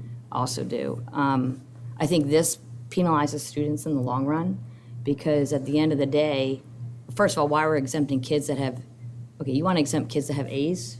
Fine, but I can tell you, there's a lot of divisions that don't exempt at all. Right. Right, so we're exempt A's and B's. And now you've got a kid that has a C, and you're actually gonna penalize that kid because you just might have a teacher that doesn't believe in final exams because maybe they don't wanna put in the work, maybe they just wanna Right. hang out with the kids, I don't know. But there's a myriad of ways that we can assess our students. It can be through a lab, it could Right. be I don't know, anything. I mean, you know what I'm Right. saying. I So do. There's so many ways. It doesn't have to be pen and paper, Right. multiple choice exam. It could be project-based. That's what I was looking for. So I just think in the long run, we're hurting our students, especially the one that has a C. Right. They're not going to reach mastery. And so we're worried about a kid having to study for the SOL and take an exam when there's only 5 SOLs that they have to take in high school. So how many kids are we talking about that are overlapping for 5 SOLs out of 20 classes a year that are core classes? So it's few and far between, and yet we're going to break down this wall which was set up for our kids to achieve mastery and hurt ourselves in the long run as a district. We're already, the state of Virginia, Youngkin just put out a whole commitment to education, and it's raise the bar, raise the bar, raise the bar. What are we saying if we do this? We're saying, well, some teachers can, some teachers can't. I just don't think that's a good way to Well, I think, run a school. I would, and I don't disagree, and I'm all for raising standards. I agree with that completely. But I think if you look at the final exemption policy, the way it's written right now, I don't know that that's what we would be doing by removing the policy. It actually, then we could craft some things, like you said, even within grading policies moving forward, that would allow for all students to demonstrate mastery of that content, which is what we're looking for in the long run. Mastery of content, given, making sure that our measures are valid, like you said. We want to make sure that our students know what they know. When they get to the college level, they're ready to perform well. I think all of those things are important. I think removing this policy doesn't deter any of that. I think that we I can don't move know, I would forward on that. disagree because you're taking down a measure of mastery, which is an exam. We're removing exams. Am I- For a handful of kids right now who may or may not be exempt for any number of reasons. And really what it's created is a situation where at the end of the year, we've got 3 instructional days that are set aside for these exams that aren't being used. So expand the instructional days, expand the assessment Did you- period. And Ms. Newcomb is here. She's Yeah. one of the high school principals who has brought So the way this that up. the policy's written now is to encourage attendance. It's not written to mastery. And you talked about college entry. So you have dual enrollment in AP. Those kids aren't taking that exam. They've already taken their AP exam. They've already taken their dual enrollment exam. They are cumulative. So they've already done that prior to this. Our seniors aren't even here during this time. These exams that we're talking about are for the students who do not pass second semester, not full year. It's second semester. And then there's an attendance piece that goes with it. So on those 3 days, I may have, and I'm the largest school in the county, I may have 150 kids there. Yeah, 200. but do not pass is different, a C is different than a D. No, but I'm telling you that those kids, there are very few kids who are showing up who may or may not have a C or D. The exam's only 1 test grade the last 9 weeks. So our kids are smart enough to know that, well, you know what, my cumulative grade's gonna be a solid C anyway. If I get a 0 on that test the last 9 weeks, I'm still gonna get a C for the 9 weeks. For the year. So the way we have it written now, grade-wise mastery is not what we're getting. We're getting kids who know the system. It only counts for the 9 weeks. So if I've got a solid C going into this, I know that 1 0 on that test is not going to change my grade. So we're just gonna give up on the kids. No, what we're saying is we need to change that policy so that it is something that is worthwhile. So we talk about testing all the time. Those AP tests are tough. Those dual enrollment tests are tough. We are getting their mastery. They are taking those tests. They are being prepared for college. I have 2 of my own that went. I'm telling you that the way we're doing it now is not beneficial to the kids we're trying to reach. And it's such an overlap. The weeks in May, we have SOL testing, AP testing, we have STAMP testing, we have the ELL test that we're currently doing now, and So- we'll finish that. So all we do in May is test. Adding this to it, because it doesn't have the merit with it. So what do you it's not do? worth it. What's the solution? Well, You we just need to don't test? revamp and talk about, if we're gonna look at rigor, you're talking about these end of the year, projects and those kind of things. That's what we need to focus on. That policy does not give us that. But what about the kid that has a C, that if he takes the exam, if he was offered an exam, he could actually, or she, Well, then he could has bring to it up have to a like a B. 79.9, because Well, one that's- test grade for the whole year is not gonna change that grade. Well, that's where we need to work out our grading policy that Well, benefits those no, it's kids. the policy here. You're saying an exam is only 1 test grade in 9 weeks. That's not gonna change your full year. I don't care what the grading policy is. The full year, 1 test grade is not gonna change your end of the year grade, the way that policy is written, which is why we don't agree with it. I mean, we've gotta do something different to show what you're asking for. I mean, we're not in disagreement. It looks different. Yeah, That's what it's looking it's a for. bad look Exactly. is what it is, when Yeah. you say you're getting rid of exams, to be honest with you. Right. It's doesn't Well, look good. if right. people- Exams have been and- going really for the last 5 years. You know, I wish y'all would quit talking about me. I'll agree. That C student. I'll agree in that this policy is not good, but I do think these children need to have exams more often. I mean, I saw firsthand with my children who never, because of their grades, never had to take final exams in high school. They go down to Virginia Tech, and final exams came, and not only was it nerve-wracking, but they didn't necessarily struggle, but it was, they weren't prepared as I wish they would have been. So final exams seem to me to be something that, I know it's easier to do away with them, but I think they need to be there. Right. So I would propose you can be exempt if you only have an A. If you have an A, I mean, I can't believe a B average, which is an 80, what's a B right now, an 80 to a 90, that you're gonna get exempt for a Well, I final do exam. think if we want to, again, the thought was, it doesn't necessarily have to be in policy to be a part of what we do in the buildings. This, you The know, problem with that is you Right. don't always have the people in place to do the right thing. Correct, and I do think you can address it, and I know you're wanting to do it yesterday, but I do think you can address it through a vibrant, robust grading policy that touches on Well, let's all get of this, one. not just final exams. Well, let's get all So the department that's- heads together. Right. Let's do a big think tank weekend, Right. and they can say, what do other divisions do? Because I can tell you, there's divisions in Florida that I know of that have excellent grading policies. And Florida is one of the top states right now for education. We are falling behind in the state of Virginia, and we need to do more, and we need to expect more of our students. And when I see a policy like that, I just think, well, okay, well, it's not working, so let's not do it.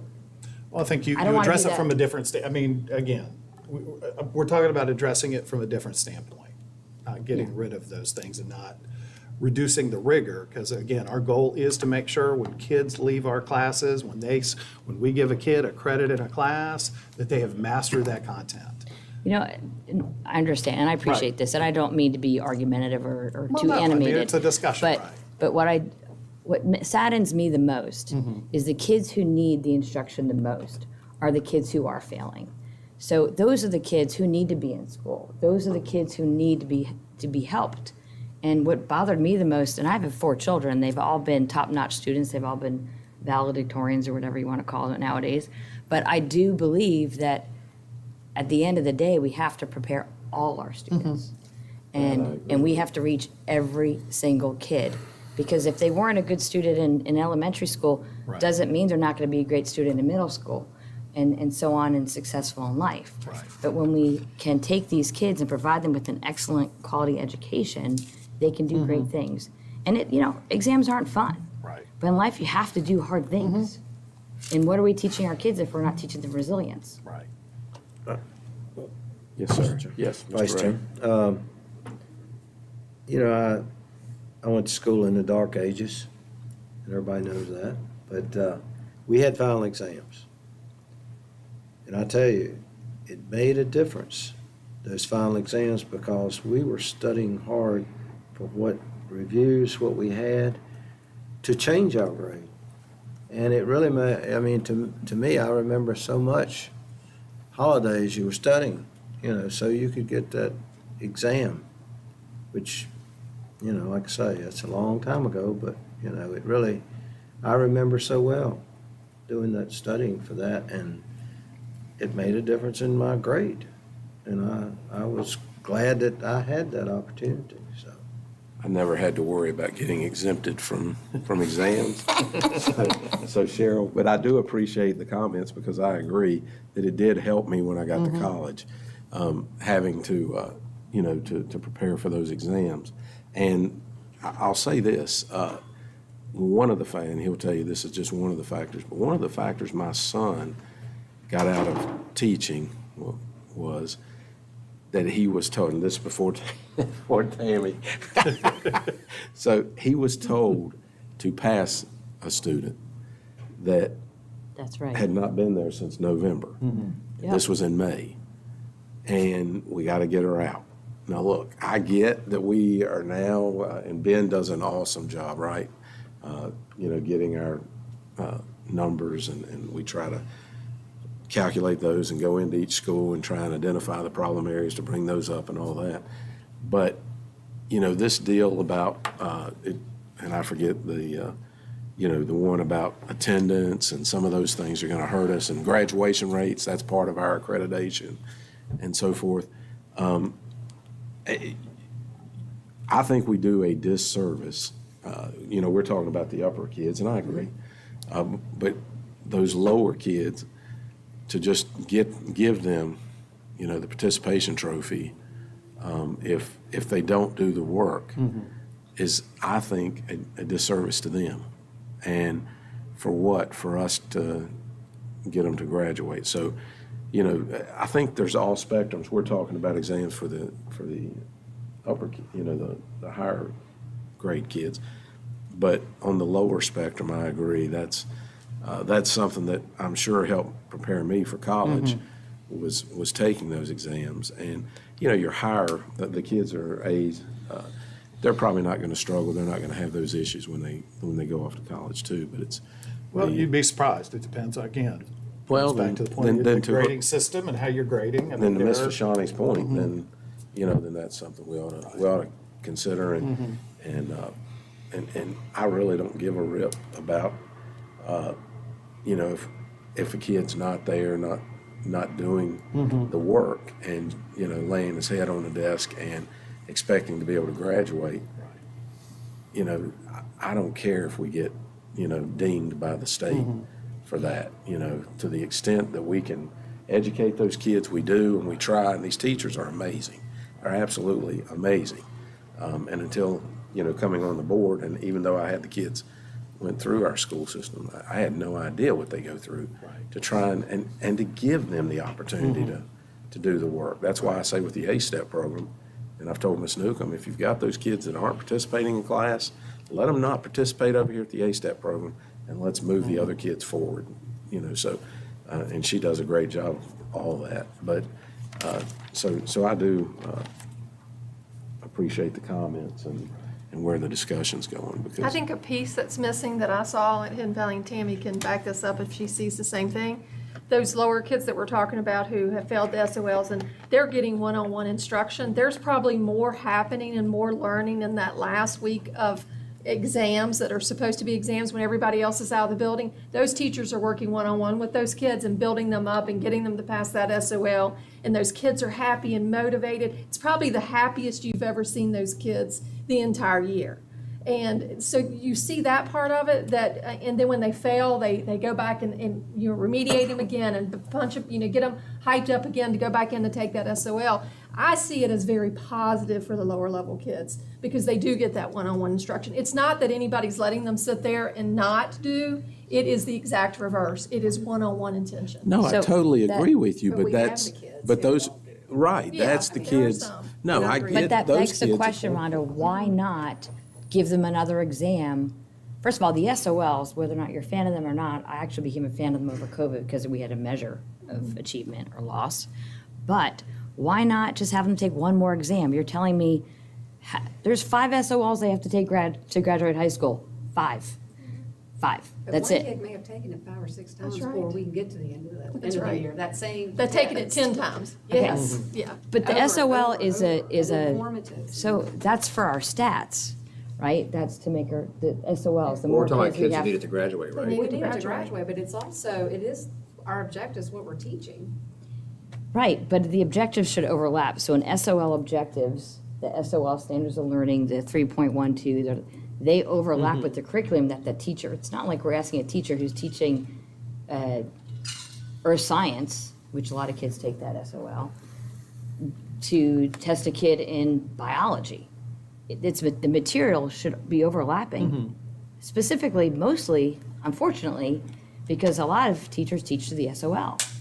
So it shouldn't be that hard to ask a kid to take, in preparation for your SOL, here's a test. And actually, this test is going to be harder, so guess what? You're probably going to do a lot better on the SOL, because we know that the SOL is a bare minimum to pass now.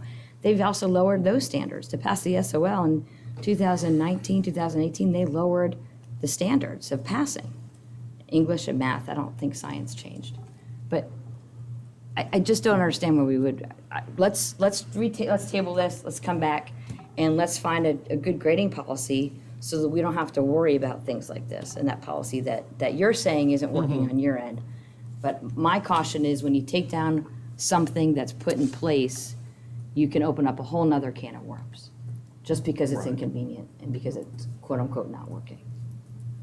But what I would ask the board, you know, depending on what the consensus is, you know, if the will of the board were to, hey, we really think it's important to keep final assessments, final exams in place, I would ask that you allow us to come back with something that makes those final assessments actually more meaningful and actually count something toward their final grade, because right now, and it's over history. When we were teaching in the 90s, I mean, those final exams counted 20% of their semester grade. That was a high stakes test, right? Well, and on all the subjects. Only seniors. And could only be seniors exempt. could be exempt. Nobody else could even be exempt. Right. And what's And happened. you could only over miss this- 4 days of school. Right. But COVID changed all That's that right. too. But over the 30 years, all of those things relaxed. It wasn't just seniors, and it was the juniors, and then it's everybody. That's what I'm saying. And then it went to only counting 10% of the semester grade. And then it went to, well, let's do final assessments to be more project-based learning Where it says oriented in what terms final of, assessments rather are. than just a, written test, which, you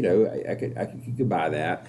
And then it went to not even 10% of the semester grade, but to just one more grade in the final 9 If weeks. if you guys, and then here's what he's talking about right here. You can see where the policy is. They're teacher-designed assessments, given at the conclusion of the second semester in a full-year class. Of course, most of the kids are going to be exempt from those because of the criteria we have. They should demonstrate cumulative mastery, but the final assessment may be a traditional test or performance-based assessment, has to be completed in class.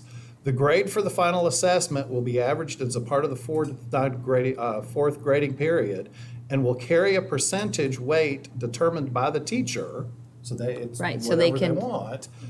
But it can't be more than the weight of a test within that period. It can't be more, but it could be less. So that's Well- where Ms. Newcomb's saying kids figure out that, oh, if I've got a 75% for the year at this point and I take a 0 on that assessment, Oh, I know, I'd because have a C either I've got way. 4. Let me tell you what they So, do. right. Again, they're all A students, but what they don't even take the SOL if they don't have to. They should take the SOL. I want them to take the SOL, Right. but they don't, because teachers give a 100% test grade if you take the SOL. They have a 98 in the class. They don't need to take the SOL. It would be great for them to take the SOL. It would be advantageous for them to take it, in my opinion, but they don't want it. So, I appreciate what you're saying, Ken. I would like to revisit this. I think we have to raise our standards. We raise expectations, children and students meet them. When we lower them, we fail them, and they hurt and they suffer. Yeah, I think we're totally on the same page in terms of, just how we think about the exams and so forth.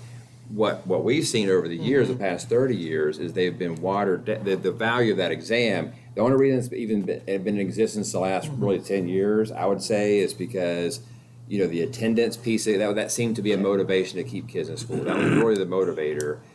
It was. If we want to go back to having value of what a final assessment should look like, whatever form that takes, then our view would be to allow us to bring back the rigor and the weight of that to actually mean something, because right now it doesn't in terms of their grade. Well, and it's continued to get watered down. I mean, we've seen this. This has been a trend all throughout the United States of America, unfortunately. And Virginia, which rested on its laurels, we know we're now way down in terms of ranking with other states, which is really sad. I mean, we had that report card, the NAEP that came out, and we didn't do too good as a state. We did horribly. It's a huge decline. So we've got to keep bumping it up. We've got to get these kids to where they're mastering things. So is it fair to say, we'll let this go, but we're gonna come back and revisit this? Maybe we can add this to the next work session? Yeah, and we need to put our students first, is what we do, and that's how we do that. I agree. Right. Which you'll leave out 6 point, what is it, 6.16, I think what I'm hearing the consensus is, let's not delete this at this point, but nor do we want to necessarily keep it as is. We'd like to revisit and do something. Let's do better. We Do know we something can a do little more better. rigorous. Getting rid of it certainly isn't doing better either. I know it's making it easier. The way it currently is, and the way previous boards have adopted this over the years, it's become meaningless. And so we'd like to fix it one way or the other. Yep. Yes, ma'am, absolutely. Is there a reason not to delete it at this point? Yes, Okay. A reason not to delete it? because then we'll never fix it. Well, I don't think it was intended to go into effect this year, was it? Well, this year, this is the policy this year. Like, this would not go into effect until next school year. So But in this all time- fairness, right. whatever we would do, we'd want to do it with enough warning for folks, starting next school year. But I guess that's my point, is we can, if, I think you even said this, can we table this particular policy and bring it back to work session it gives you time to. Well, they're gonna revamp, so you're gonna look at how to make it more rigorous, is what I'm hearing. Yeah. But at the next board meeting, we're gonna approve these. No, Well, I no, won't, we no, don't suggest- I we don't won't put it in their agenda. Exactly, that's what I mean, you're gonna No. pull this out. Right. And I feel the same way about the policy to remove required summer. All right, here we go. Summer reading, next one. Could you guess that? Is Olivia Newton-John gonna, summer, what was that song? I don't know. Summer loving. Summer, that was Come something on, like Tim. it. That was something like it. I told you I was wrong. All right, required summer reading. Good talking, This is actually something that came up fairly early as I moved into this position. And actually, it was Ms. Newcomb who reached out to me, had some concerns. She's, of course, has experience at reading at all the levels. She was an elementary principal, a middle school principal, high school principal, expressed her concern about just the state of our reading policy and how it's enacted. She also reached out to Mr. Legault, who I've asked to join us too, so he can answer any questions that you may have. When Ms. Newcomb expressed her concern, I went to Mr. Legault. We talked about it. The first thing I asked him to do was just to reach out to the staff to kind of see what do our secondary teachers think. So he talked with them. And based on the survey that we did, when did we do that, Mr. Legault? Probably back in September, October? It was earlier than that. Okay. So this is something we've been looking at for a while now. We reached out to those folks, and overwhelmingly of the 54 secondary teachers we have, they were all in favor of changing this in some way or removing it. The reason, instead of doing a wholesale change, I looked around the state. I don't think there's anybody in the state. There are a lot of folks who have different types of reading requirements, but none of them have it in policy. This is the only place I know where we have a specific assignment that's in policy. So what we wanted to do, our suggestion, staff suggestion would be to remove the policy, and then Mr. Legault would craft procedures for staff moving forward to make our summer reading program more meaningful for all students. Make it, as he says, more carrot-driven, less stick-driven in terms of an assignment at the end.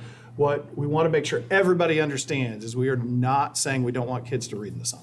That's not the point. In fact, we want more kids to read in the summer, and we think we can craft a way for teachers to do that in a more meaningful way moving forward. So I do want to give Ms. Dick, because this is something that she's very passionate about, and this is really what she wasn't here for the other one. Thank you for helping us with that. But did you want to speak a little bit from your perspective? Well, first of all, being an elementary principal, I recognize the need for students to learn to love to read. And they have to love to read until we start assessing them and making them read and making them do this and making them read this book and making them read this book. So by the time you get to sixth grade, rising in sixth grade, this is my experience as a middle school principal too, they all sign up for, of course, we don't even have pre-AP English now anyway, so that has to be changed in that because that's not what we have. Kids sign up, we do our staffing, we want to keep our lower level classes, generated so that we're meeting those kids' needs. We look at their reading levels. We try to hand pick and hand put reading levels at different places so that our teachers aren't dealing with a 1,400 Lexile dealing with a 600 Lexile in a classroom and everything in between, because it's very difficult to differentiate with that. So then it becomes like July, kids start panicking because they see these huge assignments which are different across the county completely. They call and say, I'm not going to have my kid in pre-AP English. So then again, our general classes explode, then my co-taught classes are now at 25, my advanced classes are at 16. So that was my first indication of something's not right because my top readers aren't doing this, because they know it doesn't matter. So then we get into, you get to dual What do you mean enrollment. they know it doesn't matter? I don't understand. Because English 9 is English 9. Okay, because there's no pre-AP. Right, there's two levels, English 9 or advanced English 9. So even when your kid, both my kids, one went to UVA and Tech, I'm telling you, and I have lots of kids who go to college, when they recognize that they don't have to do that reading assignment, they do not want to do that reading assignment because it's busy work, they want to read what they want to read. So I'm going to get to that for just a second. So in elementary school and middle school, and I have started it in the high schools, and our high schools are doing it now, we have silent sustained reading every time they have English. My advanced kids have told me, thank you, Ms. Newcomb, because this is the only time I can read what I want. Everything else is told to me what to read, selection on a list, who knows who picks it. And the history behind this, and this is when Dr. Lang was here, is because at the time, the AP test, you were, it could reference a book. The list was like 300 list. So let's start it early. Give these kids an opportunity to read some of these books all the way through. Well, I know we have smart kids, but I can guarantee you they're not going to remember what they read in 6th grade when they come take this test in 11th and 12th grade. I'm just telling you. But anyway, we thought that's a good idea. Let's get them reading so they have this, expanded knowledge if they had to reference when they're doing their comparisons. Well, I even brought what the test looks like here and what's required in it. Those are not the same requirements. The kids do not have to have that type of knowledge. It's more skill-based now when they take this AB test. Also, with dual enrollment, the kids are signing up for AP and dual enrollment. Most of them are, if you really think about it, unless you're going out of state, you want to do dual enrollment, not AP. And the reason being, you're going to at least get an elective credit with dual enrollment instead of AP, because you have to do that 4 and 5 on an AP, and the school still doesn't have to take it, depending on where you go, that score. So our kids are figuring that out. Also, and I have the scores here, from 18, 19, I didn't do 20 because that was that online testing in 22. Our schools are performing, but our kids aren't taking the test. And Joe, you have that data too. Our kids aren't taking the AP test. They sign up for the AP class because it weights their GPA. And now, because SATs have gone to the wayside, College Board needs to make some money. Somebody's not on here about that, but anyway, so now they make the kids pay for it at the beginning of the year before they've even had the instruction. And then you don't get the refund if you decide not to take the test. I think that's wrong. Also, if you want to compare school systems and school divisions, I mean, like Arlington, I know for a fact, pays for our kids to take AP tests. They encourage every kid, regardless if they're SPED or not, to take an AP test, because you know why? Because that's how they rank the school systems. Who's taking an AP test? Not what they're scoring on it, but who's taking it. We can't do that. Yeah, Our kids aren't doing that. So. And their kids are asleep during the exam, by the way. Right. So Their here heads we are on the table with, sleeping. this reading requirement, and I see this every single year. Our kids are deciding not to take the AP class or the dual one because they don't want to do this. And it's a gatekeeper for our kids. And of course, we want the kids who want to do all the extra because we want those kind of kids in our class. And I compare that to other subjects like science. I heard, and Rhonda can contest this, our chemistry teachers did not want kids who had not taken Algebra 2. Really? You can be in Algebra 2 and take chemistry. But why didn't you not want it? It's a gatekeeper. What kind of kid do you want in there? You want the kid who's had Algebra 2 by the time they get to chemistry, because that means they're the advanced math student. Of course, it's going to be, that's the kind of kid you want. Our good readers, if I'm talking 1,600 Lexiles, are choosing not to take that because of that. It does not have any merit what we're doing. And here's a quote from my own daughter, my second daughter, who is very different from my first daughter. She said to me, who graduated from Virginia Tech and working for Department of Interior. I'm telling you, she's a great, smart kid. She said, Mom, don't we have it wrong? Why should the advanced kids be reading and we don't require it of the other kids? Well, I agree with you on that one. And the way we used to do it, and she loves to read now, hated to read in school because she was always told what to read. If our goal, and I know as elementary teachers, and I know you'll agree with me, our goal was to instill a love of reading. This kills them.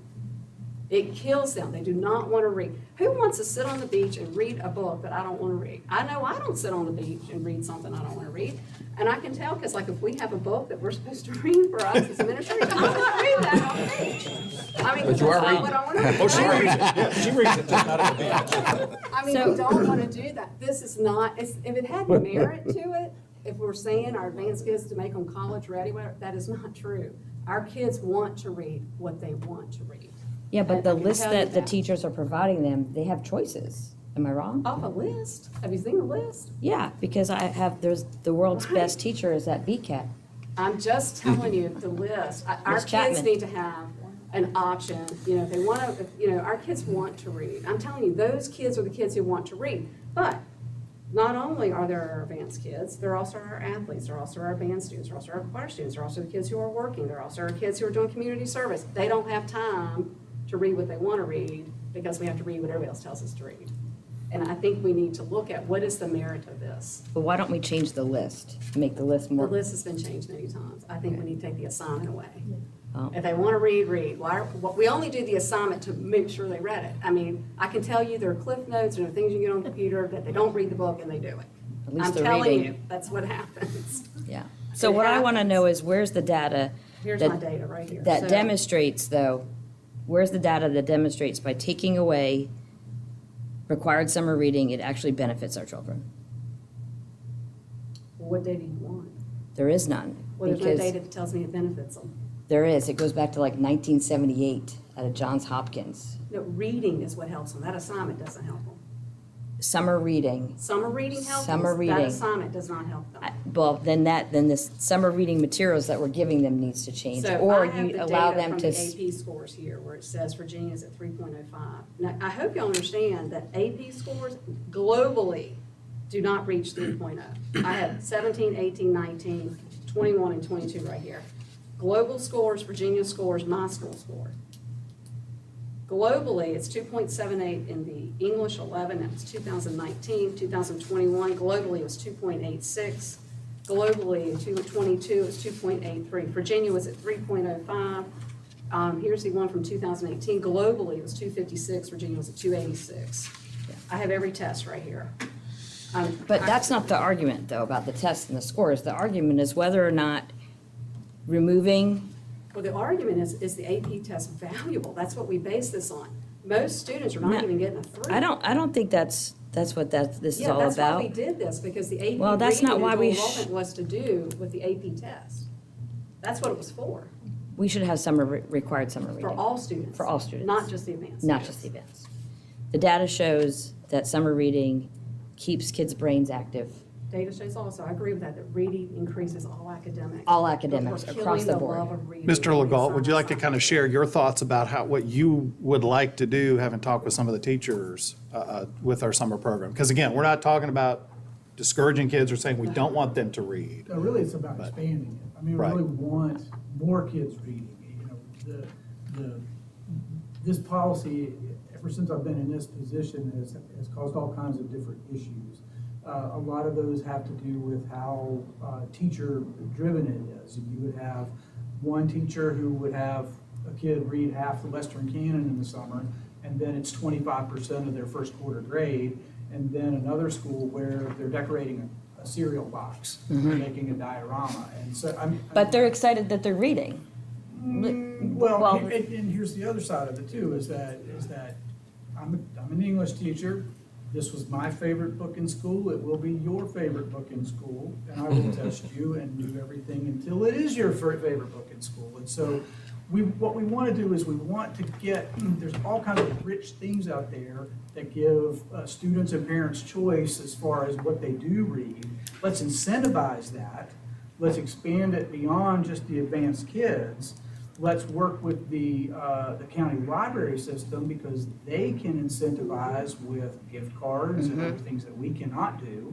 They can do public-private partnerships with businesses to sponsor these sorts of things. I've spoken to them at this point, and expand it to K-12 so that it's not just the high school kids, that it's not just the advanced or AP kids, and that I think we're going to get more kids reading that way because they will have some choice. We will set parameters with that. I mean, you're not gonna have a high school senior getting credit for reading Captain Underpants. We're not gonna allow that kind of thing to happen because we will have some, and and it might be my kid. So I'm not. But you will have kids reading and developing a love for reading and reading what they want to read. Absolutely. And keeping their brain alive with expectations of where they're headed in the future. Exactly. And that's really, there is data on the importance of some reading, and that's what I was saying. Yeah, Where's 100%, you gotta read. the That's data that 100% says of that. taking it away is gonna benefit our kids? Because there is none. It's quite the contrary. So, I mean, the operative word then is required, and I think when I'm thinking the word required, I'm not thinking of a particular list. I'm thinking of, you have to read. So why not just, like I said, expand the list, let the kids choose? Because I had a kid who was an excellent reader, but he only wanted to read sports-based books because he was a fact junkie, and he could spit out facts. Now, I'll tell you, my kids have never had an issue reading, mostly because when they've gone to BCAT with Miss Chapman, they're excited. Those kids, they know the expectations. She hands them the list. They talk about the books. They get fired up, and it's easy. She doesn't have the issues that other English teachers have. So if we took the same approach that we use for mass communications English at BCAT and apply that to all of our English departments, we'd actually see kids that have a love for reading and want to read because they have Socratic seminars, they sit around the table, they participate, and it's not just, here, read this 150-page book off of this list, and then answer these questions chapter by chapter, and then when you come here, hand it in. It's not like that. It's a more active roundtable discussion for the kids to participate in. So I like what you're saying. I think, because I've done my research on this, I think it should be, there are divisions, there are states in Arkansas. They have summer reading programs in place. It's not just through the school, or sorry, it's not just through the county library. It's through the schools. Thank you. But then our recommendation is to remove this from policy, because again, this is the only assignment we have in policy, and have Mr. Legault then craft a program that incentivizes not just the advanced kids, because we want to incentivize them through any different means, and all our students to read over the summer in an attempt to make sure, like you said, that they are reading. Yeah, you know, high schoolers aren't going to work for stickers. Right. Well, but that's the nice thing about Right. working with the libraries is, like, Mr. Legault can identify things and business partners that they can work with. Yeah, we need teachers who are interested in doing Socratic seminars. Right, and that, have the and again, that, tools and the- right. And those, of course, don't happen during the summer, and those are the things No, that when would they get happen. back. Right, when you come back and you're Yeah. reading books and things like that, you would definitely do that. Those are powerful. And this goes all back to the grading policy, in my opinion. If you set a threshold in place, if you have thresholds in place, people can say, okay, this is what is expected, and rise to that occasion. If you have nothing, I'll tell you what, my kids, 3 of my children will have all graduated from Roanoke County Public Schools with a year and a half of college credit because of the dual enrollments. Not one of them took an AP exam, to your point, Tammy. Right. Not Right. one. Not one. Because I wasn't gonna fork out $110 when I knew they were gonna go to Virginia Tech, and they could get all the, there was no need to, they already had the credit. So, and in terms of children who are less advantaged, really, how many of those kids can afford the AP test? Not many. I mean, Well, and we do, any student that's on free and reduced lunch, and this is something we Yeah. worked with, we Sorry, yeah. cover those fees for them. In fact, we cover, at this point, we'll cover up to 2 classes, 6 credits a year for students free reduced to get their dual enrollment stuff too. So we cover that for those students. well, I think we're all on the same page here. I want to see a required reading program in place. And Joe, I know how great you are with your experience and everything you've put together. So, but I would prefer to keep moving this train forward, see what Joe can come up with, and then go ahead and then address that policy.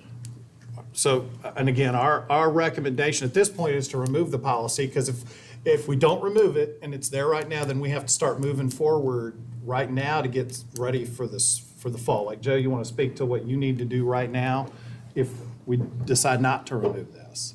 So we have, if we require a book that is not in stock, we can't ask the kid to go buy the book. It's be considered a fee. So we have to then decide we're gonna have to pay for that book from our funds to do that. We've got to go through, we've got to vet the books to make sure that they're okay. A lot of the stuff is in place because some of it's perpetuated, but we have wild inconsistencies in the assignment, and that's the piece that. But you're also back under that model, continue that model to everybody's reading, a certain book. And I mean, I think everything I'm hearing is the key is to, incentivize kids to read things that they enjoy reading. Well, and all kids. Right. Dave, Mike, anything? I totally agree that reading, if you don't get reading in elementary schools, and you get in, you're lost, because you have to have that skill set, and to keep developing that skill set So you will take it on wherever you go, whether it be a vocation or whether it be college. I read somewhere that if you get past the third grade, you're in trouble with the reading. And If you don't get past the third grade. No, if you do get past, you're in trouble with reading and writing. If you're behind If you're by the behind, time You you're through, need yeah. to, Oh, I you see what you're need to saying. have that skill Yeah. developed Yeah. early. So to Mike's point, yeah, so. And this goes to And that's the, why it was so important during COVID, for us, and I was so happy that we went K to two at least, because those are the, obviously I won't go there again, but obviously, that was huge for those kids. so during COVID, I will say there were teachers in Roanoke County, and I know this for a fact because Dr. Lorraine came up and talked to me about it. The one time that we should have expected our kids to be reading, they did away with reading requirements. They did away with it, Tim. And that's tragic. I don't know who those teachers were. I'm not going to name them or what school it was. Well, but But that's the one time, how ironic it is, that's the one time that our children could have been doing something alone, which is reading, and they weren't reading. They weren't required to read. Okay, and I get that, but I guess. That's the problem. No, I understand. I'm with you, absolutely with you. But to the point that we're asking about this, it's, can we remove it and revamp it to come back with a better version of this policy? Well, and our recommendation would be to not have a policy, because we don't have a other single assignment in any other course that's covered by school board policy. What we would do is have Mr. Galt with the English teachers create a document practice in terms of incentivizing how our summer reading program would work. Well, Because a policy towards that end can get kind of unwieldy, and it can almost turn into the final exam policy if you've got all these different. I get pieces. Ms. Newcomb's Right. broadening, because I was Right. that kid that if you gave me 5 and told me these are the 5, I mean, I probably would have said, you know what, whatever, I'll look at the Cliff Notes and move on. I was that kid. But to Ms. Fasciani's point, I think, and to Ms. Newcomb's too, we open it up to all kids, we broaden the horizon. So if the idea is to, I would assume, so you're saying just move this policy and not revisit it? No, revisit it. Well, that's what I Well, but said, and. do you think Not we be a need a policy. policy? I don't think we need a policy. Okay. Well, That's just what I see happening. But the only problem I have with that is if we do that, and we know this from history and from 7 years of being, or 8 years, whatever it is on the board, is that then everybody does it willy-nilly, some may not even do it. So that's my only fear with not having some sort of policy. Maybe we broaden it and, in a big way of, but if we don't, I don't know. Yeah, That's my our thought. recommendation is that there's not a school board policy that requires, right? That every student has to do this and there's an assignment attached to it. That's our recommendation. Instead, replace that with a summer reading program that incentivizes all kids to participate in reading. But would it be uniform in terms of? And would it be used? You're not. That's what I guess I'm Right, saying. like I is if- said. It'd be Because good. if I'm that lazy teacher. That's right. And there's not Well, many of it's- them. it's Let me more say, there's student not driven, not many of teacher those. driven. But if that was the thing and they said, well, gosh, I don't want to come back first year and right out of the gate, then you're saying that there's a possibility that some of these students wouldn't be required to read. And it's not- okay if they're required to read, whatever, but. Let me ask a question, Mr. Galt. Tim, I agree. What type of, how they could incentivize, like Ms. Fasciani said about her son with sports. And that might be the book that that student wants to do. How would you incentivize them to do it with a program? So different kids are incentivized different ways. Your AP-driven kid, very incentivized by grades, very incentivized by, maybe the extra credit or maybe the coming out of the gate with a little buffer that they have for their first 9 weeks grade. On the other end of the scale, someone, if you've got a kid who's completely focused on work and completely disinterested in a lot of what, I would teach as an English teacher, if I was doing a conventional English class, we would look at ways to incentivize them some, and again, that might be, monetary gift card kind of thing, something that they can earn, time-wise, things like that, because they're not necessarily motivated by grades. So it would be a continuum of all kinds of different incentives so that we could find, just like you have different learner types, you got different, ways that people are motivated. So we try to find a broad array of those motivators. Then open up what it is that they can read for that incentive. And I learned this teaching 11th grade co-taught.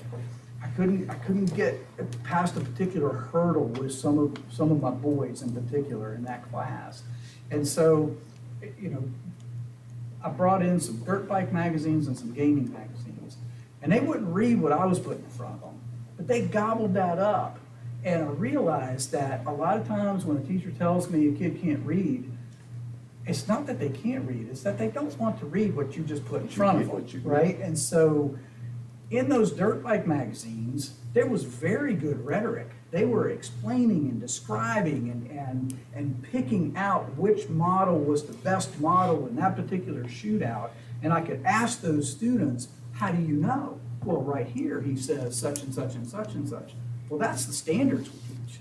I don't have to use some, tired old novel that I love to try to meet that kid. And so let's figure out a way to get all students finding what it is that they love. And so if you're talking about somebody that's driven by sports statistics and sports things like that, let's let them read everything they can about that and somehow give them credit for it, be it grade credit, be it prizes, be it time in class, something.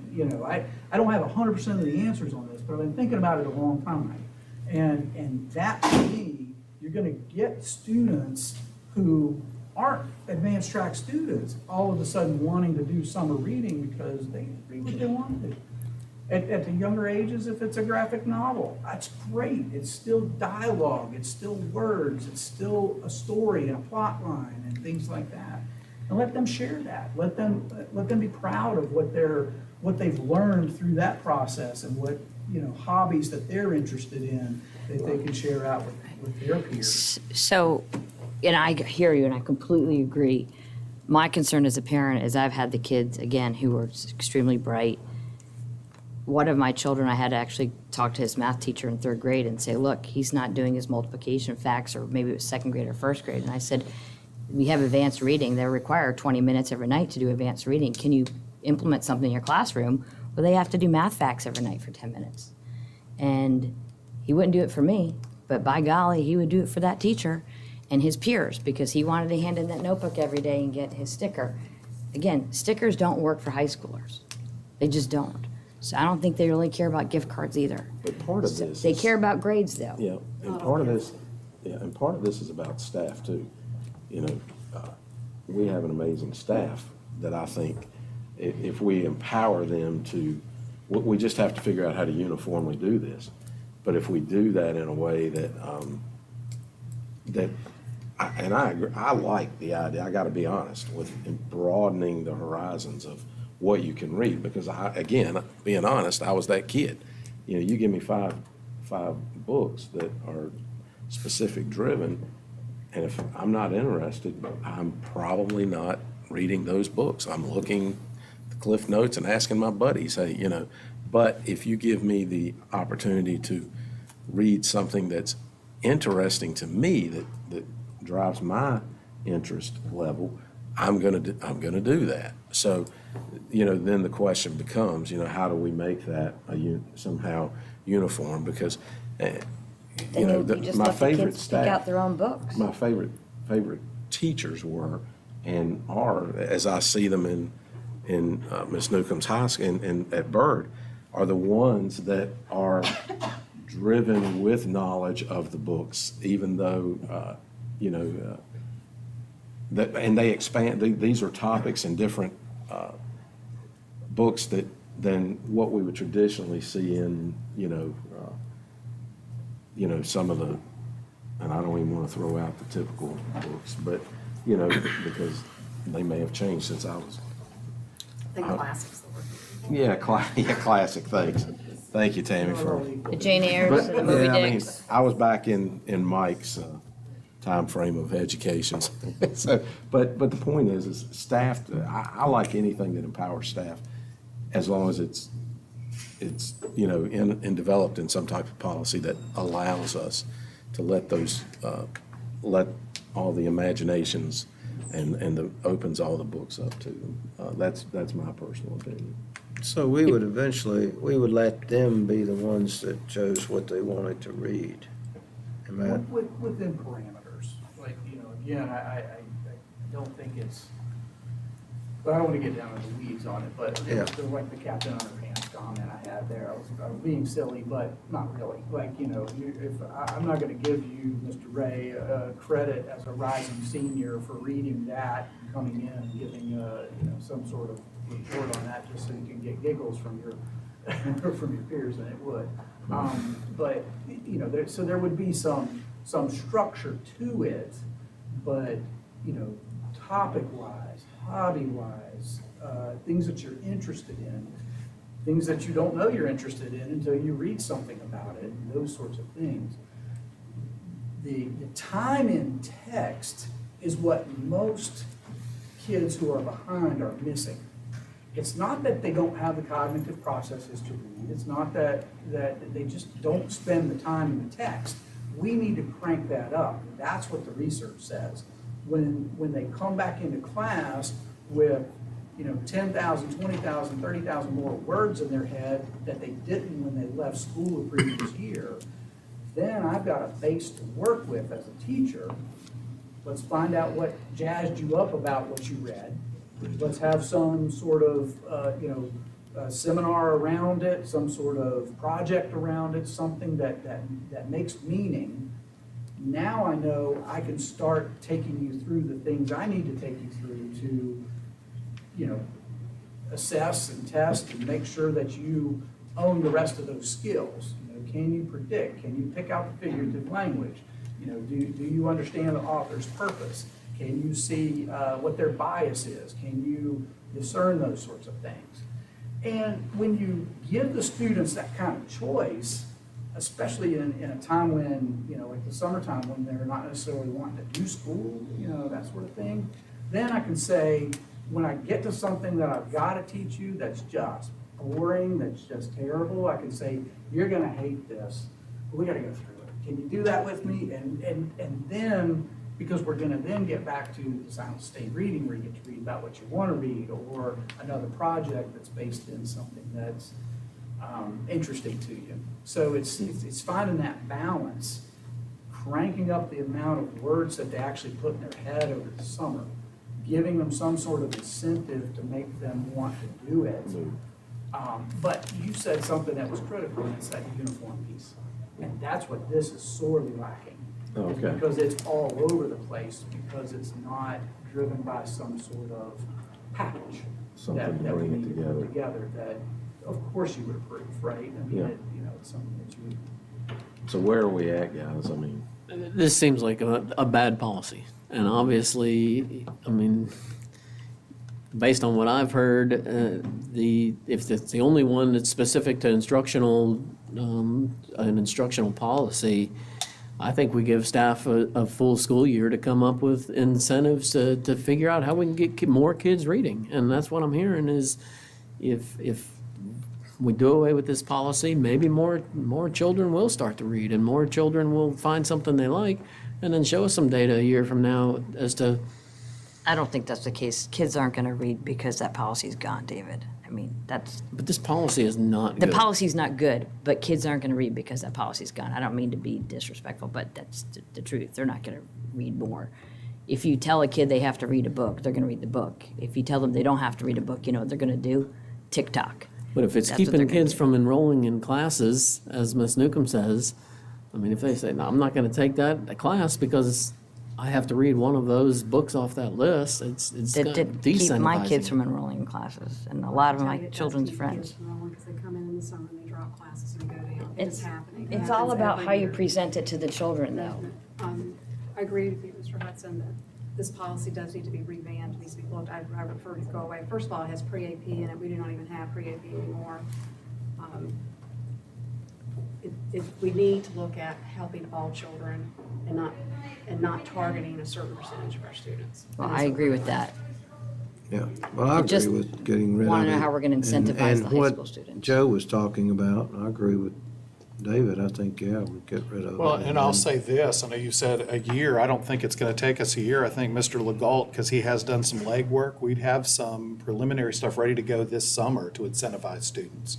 So we'd be able to start working on this right away. You know, if you put together a grading policy and made that, if you read 2 books, you demonstrate that you've read books, and you come back with some type of a synopsis or something, of course, they could fudge it and pull it off of Amazon or everything else. Chat GPT will take care of that. Yeah. How sad is that? It's just, well. Very And sad. that's part of the reality of when you have something Well, like this in the summer. Maybe you're gonna have participate kids do that. in a roundtable discussion about it, right? To give a presentation Well, I think for, these days too, that's why it's so important, especially for the kids who are struggling reading. It's how I feel about, things like science projects. Science projects have to be done in class under the guidance of the teacher versus leaving it up to being done at home where, if your parents are engineers, great for you. And the same thing is true of reading. When we have reading going on, whether it's silent sustained reading like you're talking about, doing the conferencing where you're actually pulling the kid up Right. and you're saying, hey, what are you reading? Let's talk about that. That's where the magic is when you do it in class with the teacher, versus hoping people do it outside, whether you incentivize it or not. I mean, the best way you get to the kids who really need it is what you do in class. And I would shout out to Tim Rovers, I was just in his class not too long ago, and how they incentivize kids to do silent sustained reading in the classroom, and these are juniors.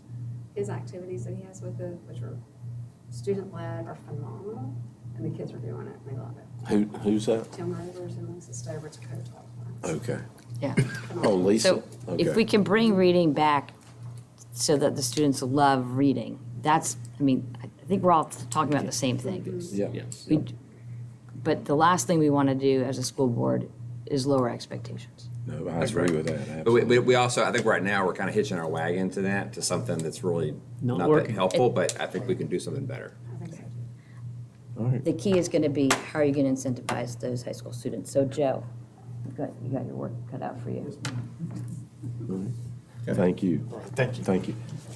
All right. Policy, We still got a couple more. really? Yep. Those are the easy ones. Oh, goodness.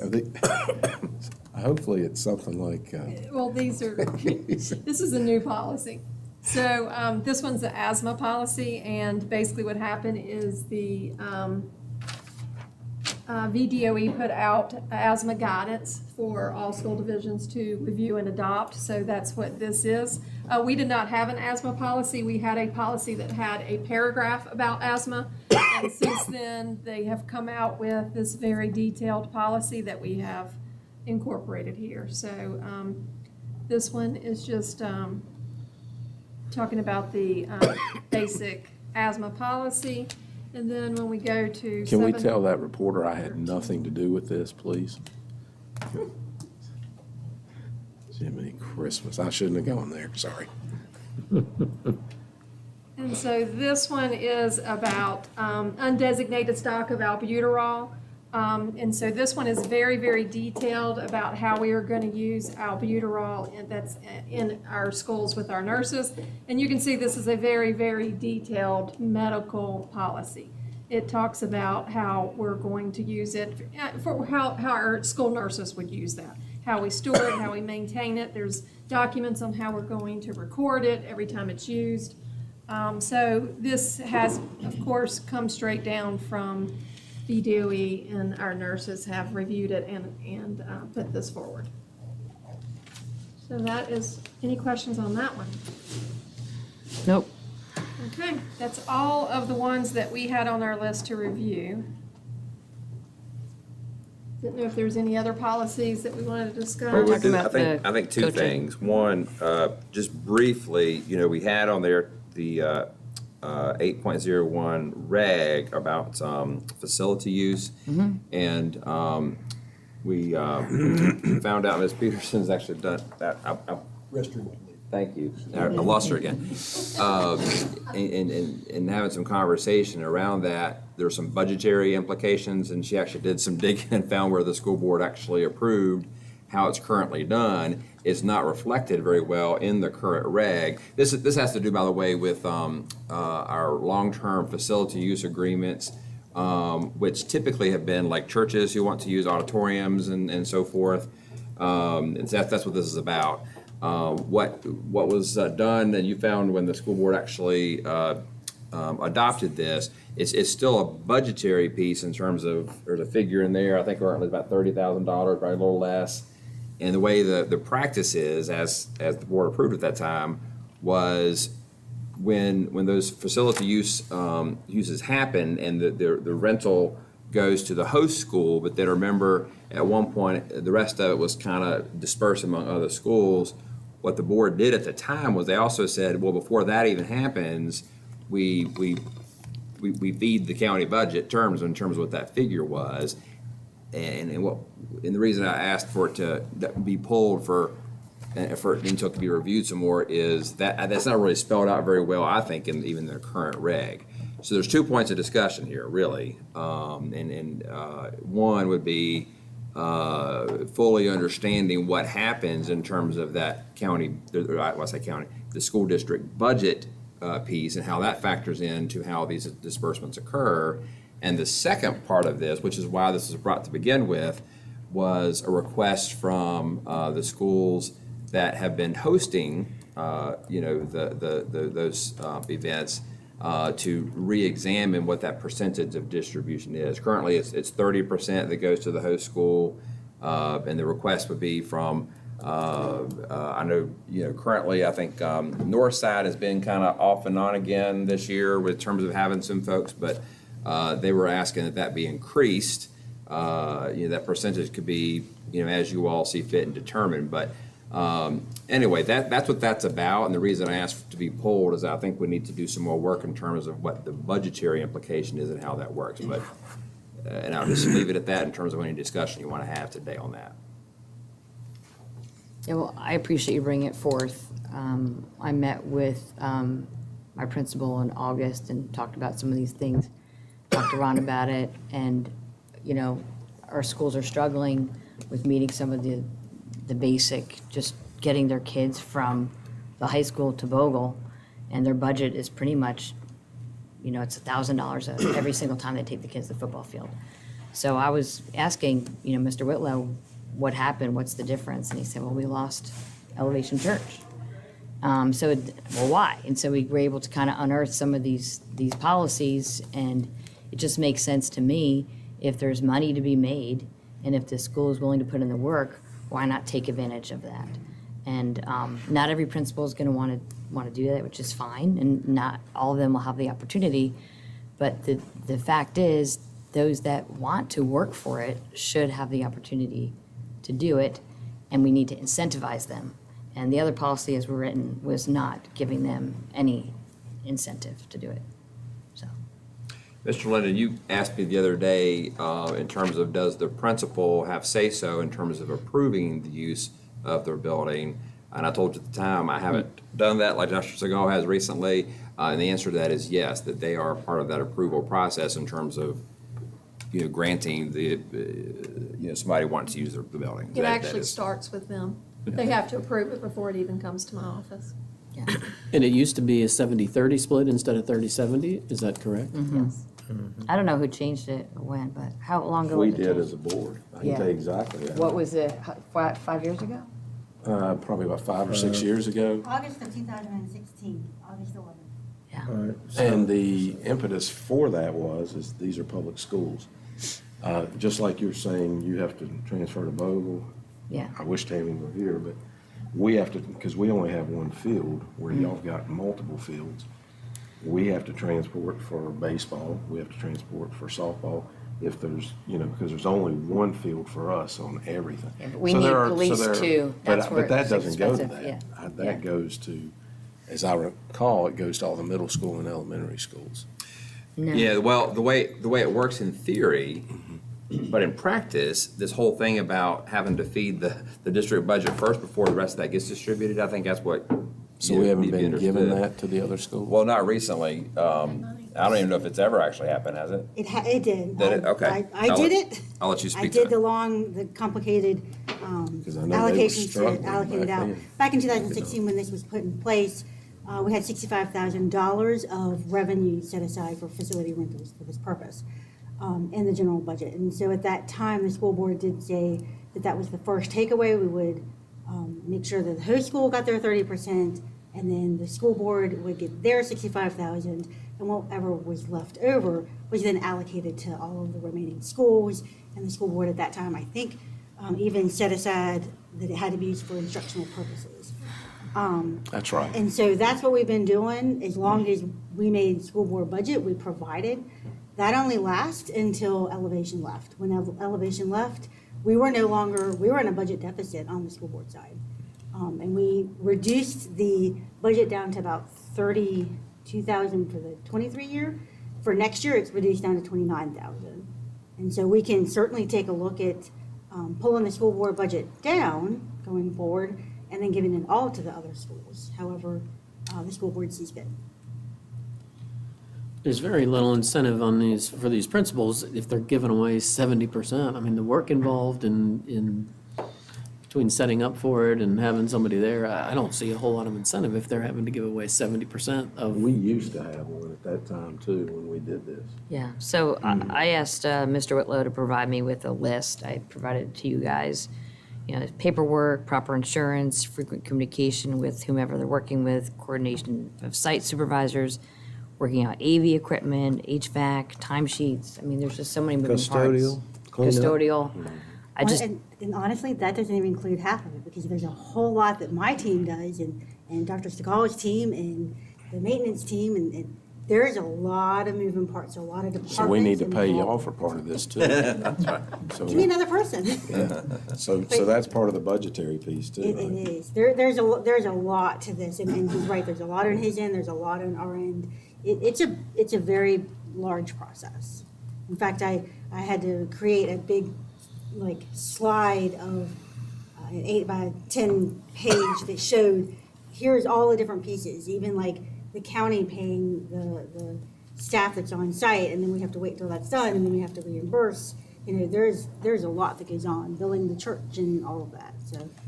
Yeah. So what I would like to see happen here is, I think that we need to take another stab at drafting, make sure, you know, assuming the board wants to continue what was said in 2016 as far as making sure that you know, our budget part is plugged. We can, that wording is not clear currently. If we're going to continue to do that, I think it needs to be clearly stated in the regulation. And if you all want to weigh in today in terms of what you think that magic split should be, you know, we can certainly take that and then bring it back. 100%. Yeah, I know. I have a hard bargain. I know when it happened, Elevation, they were a great partner. The only people we heard from was some of the neighbors saying all the loud music. But it really was, and we had one at, I can't think of the church, Case Spring Middle School, until they built their church. I think Fellowship was there for Fellowship. Fellowship, that's what it was. Fellowship, and they were a great partner as well. And I mean, it was really worked out well, and it helped both parties. Yeah. I agree. So- They're always good. The ones we've gotten have always been, the one at Northside, I mean, they go above and beyond. I'm surprised they have to do hardly a whole lot with them, because I mean, they're a phenomenal partner. Have they still got it? Well, there's been one sort of, it's not a long term right now, it's been sort of a month by month kind of thing in Northside Middle. And there's also one in Northside High School, kind of, but it's not been like consistent. There's not a current long-term agreement, that's what my When understanding is. COVID hit, they pulled out, and then when COVID went away, they started trying it a little bit, then they went away again, then they came back again, and they've been fairly consistent over the last couple months, but they're both looking for other locations. So it has been in limbo. They did not want to sign a contract because they weren't sure. They're looking to go elsewhere currently. We say it starts with the principal as to whether they're not making the decision as to if they can come in. I think you start there and see what the principals want, whether it's 50-50, Well, you a did. 50-50 split. It was- They want the 40-split. 70-30. The They want 70-30, yeah. And David, I what can are you- appreciate that. I think. What are you I think fighting here for? 70-30 is good. 70-30, David, I bare won't go minimum. 100% like Cheryl It's did. easy, I said when- bare it's easy minimum. when you're getting the extra revenue at your schools. Hey. It's easy. And that's the CEO of the school. I mean, they're Oh, no, I agree. No, I responsible agree. for But they're everything doing the work. that may That's- happen at that school. There's gotta be a church you can look, Bird's got a brand new auditorium that's going, and that's gonna be sweet. And in all fairness, The just rich get richer. all the information's Oh, out there. I know yeah. part of the thought at the time was, certainly the high schools with those auditoriums have that opportunity. The other schools don't have that opportunity, and I know that was part of the thinking at the time, but, But everybody does have an auditorium now. Not well, the high elementary schools do. Oh, well, not the elementary schools, but Right. Or the middle schools not so much either, so is yeah. that. But the high schools, the 5 high schools are the ones that are serving the kids within that district. So as long as, in my opinion, as long as every high school has an auditorium and can host, that makes sense to me. So when we bring this back, I mean, should we bring back something other than the 70-30 proposal, or? No, 70-30. Where are we on that? I think think those 70-30. three have already decided, so I'm good Yeah. with it. It is what it is. I understand you guys have to do work too, so I want to be fair to what you have to do. I just know So how that, about the other 30? We just do away with the budgetary item and we do the other 30 to the other schools that are getting it now. That's not coming to us, that's going to the elementary and middle schools. How about that? Well, what if, That's 65,000, right? It's that currently was in about 2016. 32,000. Right now, Okay. next year it'll be 29,000. Oh, okay, so it's only, you're right, I know, 29, but I see your point on that. And and currently the way, and we never, as a point of clarification, we probably should have stopped returning the funds back to Northside Middle and Northside High, since they came off of the long-term contract and they're just kind of month to month. But we continued this process, and so the schools have continued to get the money for the churches. Because this is for long-term rental churches, and they're now on, I guess, a month-to-month, short-term And the other contract. part of that is, There's a little difference there. we used to get updates for those contracts, and maybe we didn't see it, but are we Well, increasing those? No, and that's part of the point here. And we had to get some clarification on that this week. So, because I was told they were using it, but they're not doing it necessarily every week, and so they've not been currently on because long-term contracts need to come to the board for approval. You've not approved a new one, and it's because they're not consistent. But my recommendation would be, even with the current status, I really do think they need to go ahead and go on a long-term contract. And do we have yearly, I mean, the couple, like the one at Hidden Valley, I'm assuming is a yearly. It We wasn't, don't have they any, used we it. haven't had any since COVID. 0 long-term contracts. Okay. They all went away. So they used to, I just know they used to come before us every year. that's right. We Yeah, just haven't had okay. any new ones. But I really think that if these are using even the consistency they apparently are now, I think they need to go ahead and do the contract. Okay. All right, so, So to your, if there's a consensus to say, No, hey, I'm not done. Are you? oh, you keep going. about that same policy, or? No, Okay. he was ready to. Yeah, we strike got another one that we're talking about. So, but on this one, so is what I'm hearing that you'd like to do the 70-30, but let us find a way to otherwise plug the 29,000 in the budget for next year? Yeah, Is that what I'm that'd be hearing? great. I think we might be able to do that because we're probably gonna have to come back with another budget revision anyway, once we get some final numbers from the county. Because they're still, because they were looking at adjusting their property tax, and they've come back with some different numbers, and so I think we're gonna have to revisit that anyway and update it, so we could probably take care of that then. Sound good? We lost our vice chair. We need a vice chairman.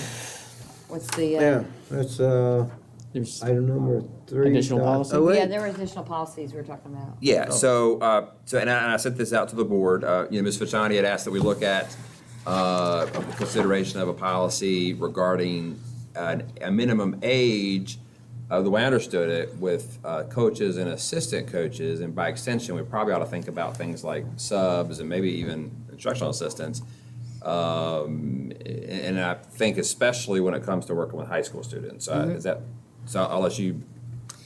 Yeah, so I just had heard from a few constituents that expressed concern over I think everybody might remember that high school coach that dressed up as a student and played basketball. Do you remember that? I do. What county was that? I can't remember which county, but it was. Oh, I don't even think it was in Virginia, but yeah, it was It was shocking to hear Virginia. that. Was it Was it Virginia? Virginia? Was it Oh, Plymouth? like down in Portsmouth, maybe. Was it Portsmouth or Norfolk, Plymouth? yeah. So, anyway, it got me thinking that, maybe we should look, do we have a policy? And is that, of course, that teacher or coach was 25 years old, but with age comes maturity and professionalism.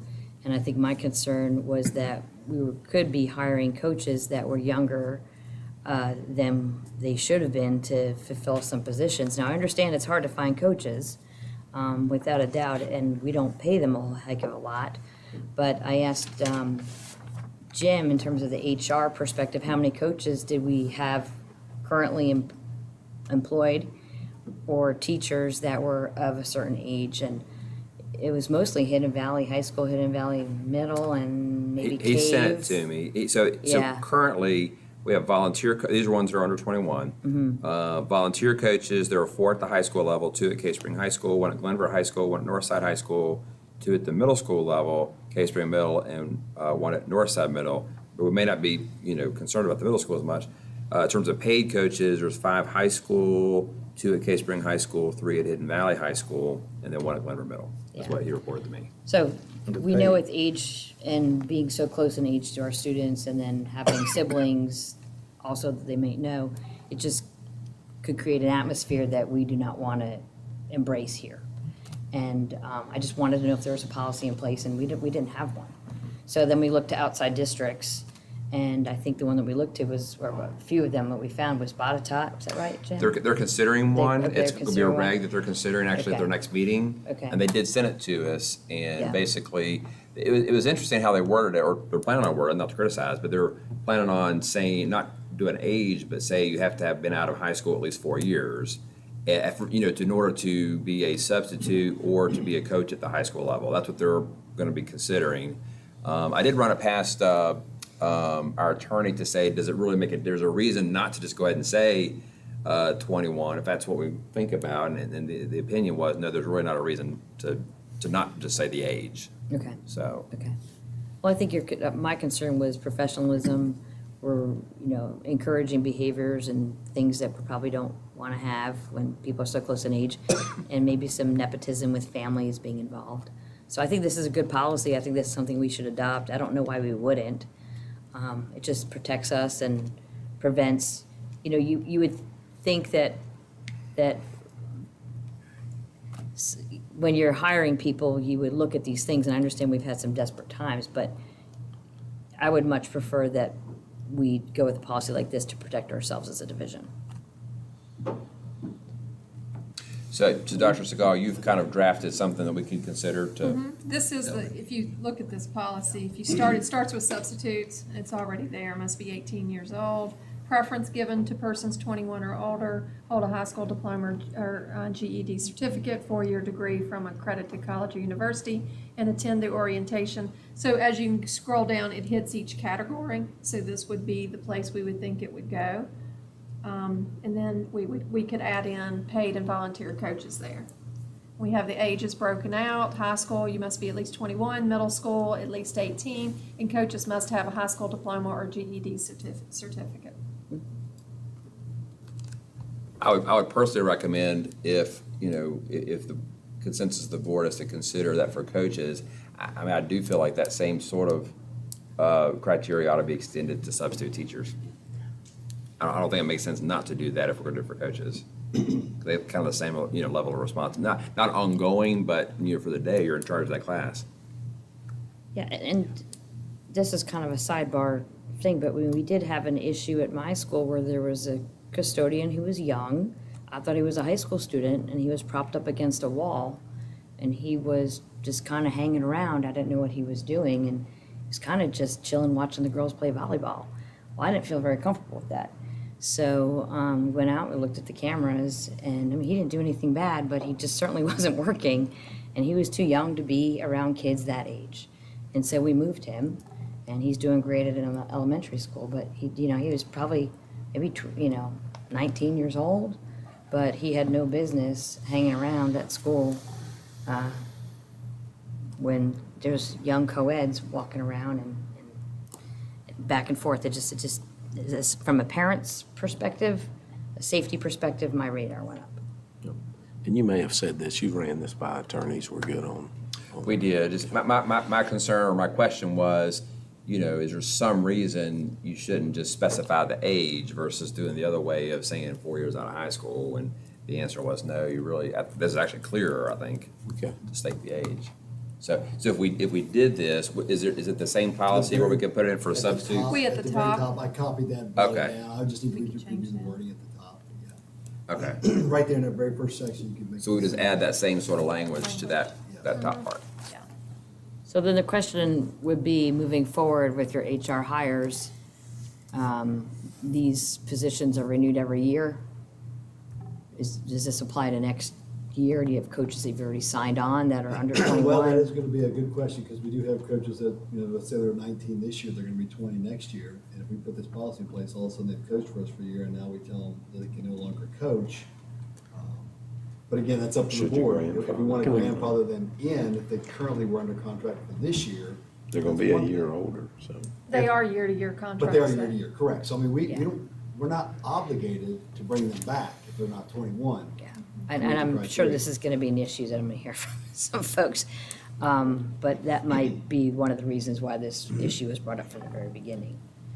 So, I mean, is there a reason why we can't grandfather at least? I mean, if they've got a good record and they're gonna be 20 and they'll be 21, I mean, if we don't, then we might lose. let's talk more, Mike. Their I'll, posts. I can fill you in on some things maybe. And we can, I think we can talk more on the side about some, Yeah, what we wanna do.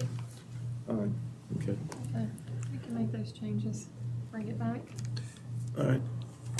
So, Bring it back, or do you adopt this? Or what are we doing here? If we Well, change the top section, are you good with the policy as it's written if we make the top correct? Yeah, I think Yeah, so. I think so. I think Adopt we- it and then decide if we grandfather or not. Okay.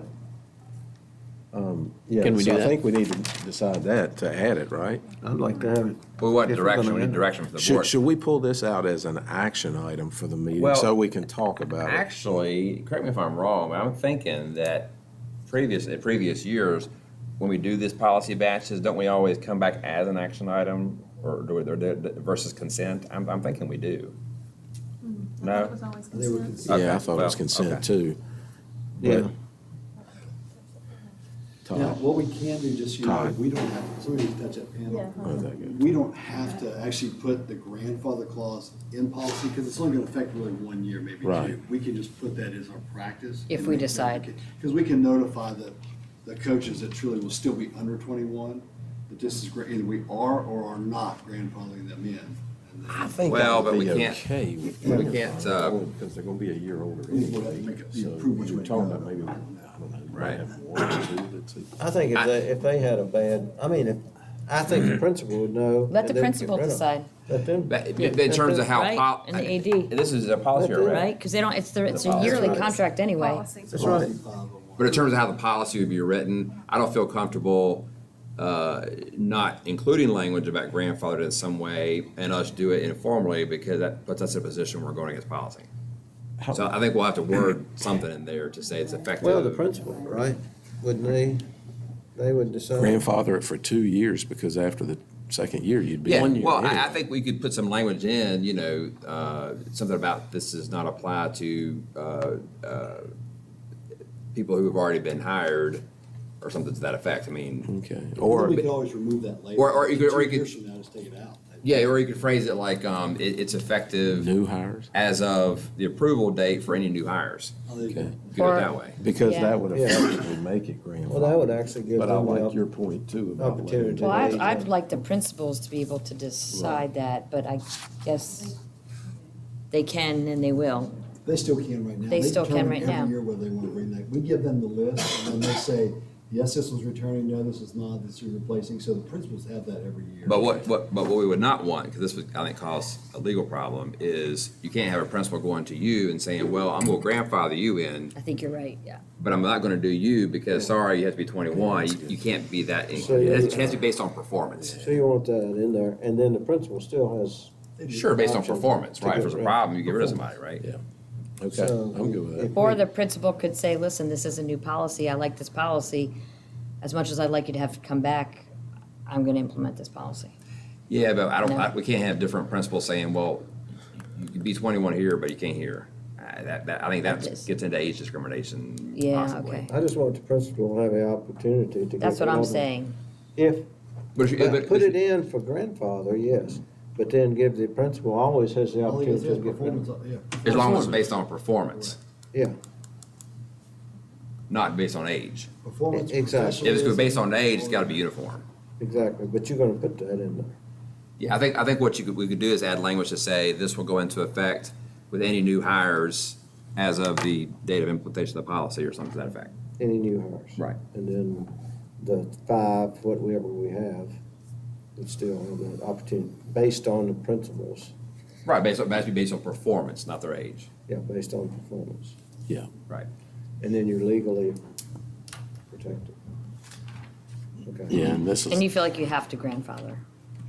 I guess that's the No, I don't, question. you have that's a, I do, I So- feel like a grandfather, to me. I don't know any specific, but I'm assuming, This, I mean, you know, if you had a Yeah, track record, they should have gotten rid of them anyway. right.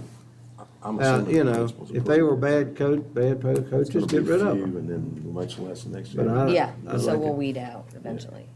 Okay. All right, we're good. Okay, that's all the policies. Are you sure? I'm sure.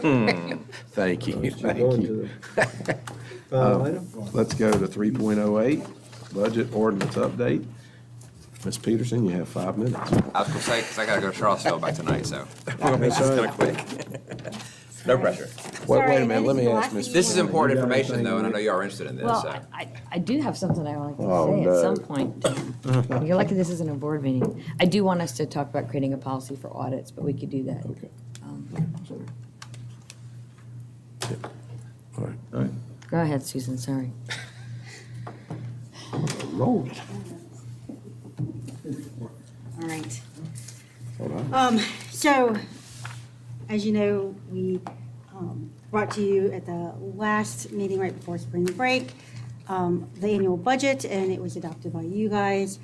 Dr. Nicely and I received in writing a request that the Board of Supervisors will want our ordinance adopted in a different manner, which, from what we've always done. And I'd like to go through that with y'all so you can understand the implications of that, and just Is kind of this, background. is this gonna make me mad again? It shouldn't, because you already know this, so. Are you sure I already? Take it in. Well, no.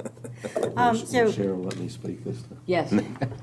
First, I just want to talk about kind of budgeting and financial reporting and all the things that we have to consider when we code transactions.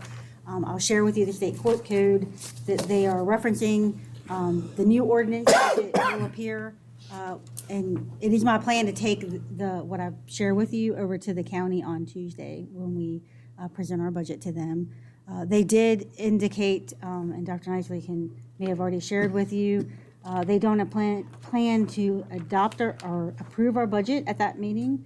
Rather, they just are we're going to present it because they are making some changes and will adopt their final tax rates at the next meeting.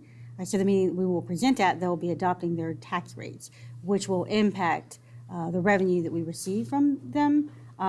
We have received a draft increase in money from them right now, but we're hesitating and waiting until they finalize before we bring back to you. So not only will I talk to you this month, I will talk to you next month as well. Can I say, as a general overview, I know this is gonna be where I go off the rails a little bit, but, so you just brought up the revenues, which is the reason I asked this question. They made it a point in their last meeting to make sure that people know they didn't penalize us for the estimate of revenue share that we agreed to, correct? You know what I'm saying? So I don't know when, I don't know that we've ever asked you that question.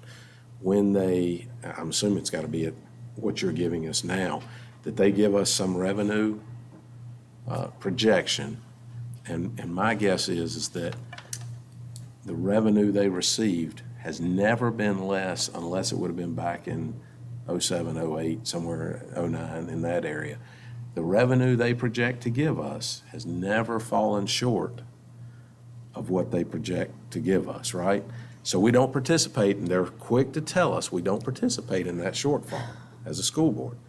But we never participate in that excess that they receive either. When they have their surpluses, we did one time One time during COVID. during COVID. And that Okay. was the year, if you recall, when I came back, we adopted the budget right before COVID hit. And then I brought back a budget that looked vastly different. We took out all of our transfers to fleet and. But that's important to understand because they had a surplus last year of what, 12 and a half million? I think it was Something in that 10, 12, whatever it is, that's a lot of money. And our percentage is like 41%. Well, it used to be 43, I'll go with the 41, right? So of that 12 million quickly, without showing my dingbat, that's 40%, 41%, that would be, 5 million? Is that right? Somewhere in that neighborhood? 4 would be 10, so it's somewhere maybe short of 5 million, right in that area. So we didn't get our share of that. So, they've got all that cash. We didn't get our 40-some% of that revenue sharing. That goes to them. This year, oh boy, now they did a mid-year adjustment to reduce this surplus. All right, we're not going to participate in what I would call 18 million. I'm just guessing. I don't have the numbers yet, but 18 million? Am I way off? We're chuckling because Chuck's calling, it's a robocall. Sorry to interrupt, Mr. Greenway. You did that on Chuck, how can you purpose, be Chuck. two places at once? You did, well, that's because of Cheryl. So, Hey, but do you see what I'm saying? So we didn't participate in, there's 5 million last year, 41% of 18 million, I'm just throwing 18, it might be 15, it might be 20, it might, whatever. After that mid-year, maybe I'm even off, let's just say it's another 12 and a half, right? That is $10 million that's staying over there that we're not participating in the revenue. Now, they're real sure to say, but we don't ask them to participate when we're short. I'd like to know when they were short last. COVID, maybe, 1 year. I'm not even sure they were then because it went off the charts that year, Yeah, that's when it went off. right? So the point is, when they're asking us and they're looking like they're, and I'm, look, they got a tough position. I'm not knocking that. But when they're telling us how great they are in giving us this money, we're missing a lot of revenue that we should be participating in, And well, I think what you're saying is, even though they would also add, they let us keep our year-end surplus, which they don't have to do, it may be that if we actually got the 40% of their actual revenue, we would come out ahead. Well, and we wouldn't be asking for a lot of this, that we're asking for. You got to remember that. So it's easy to say, that we're just off the charts trying to get these jobs. And my board doesn't have the will to ask for that. I get it.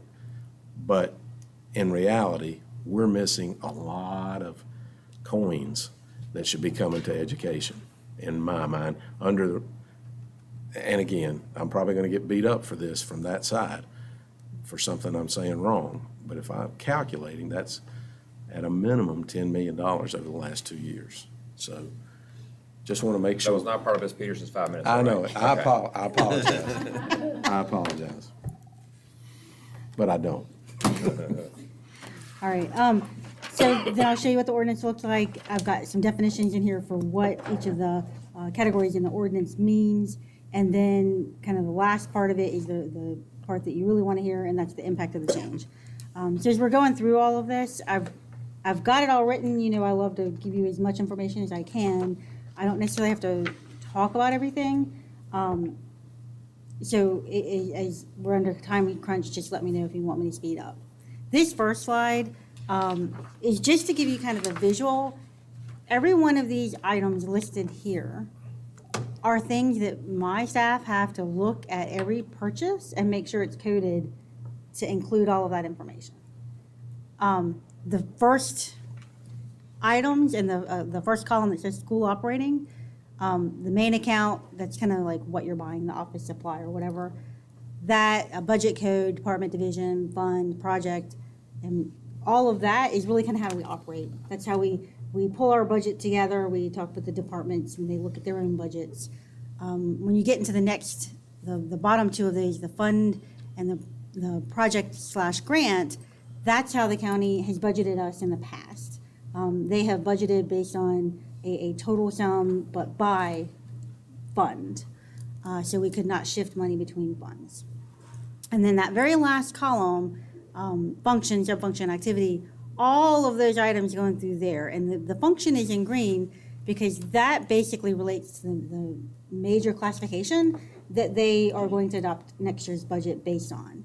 And as you can see in here, this has never been used for operating purposes or for budgeting purposes. It has always only been a state and federal reporting requirement. And so with that, it is part of our accounting string. It is part of the chart of accounts.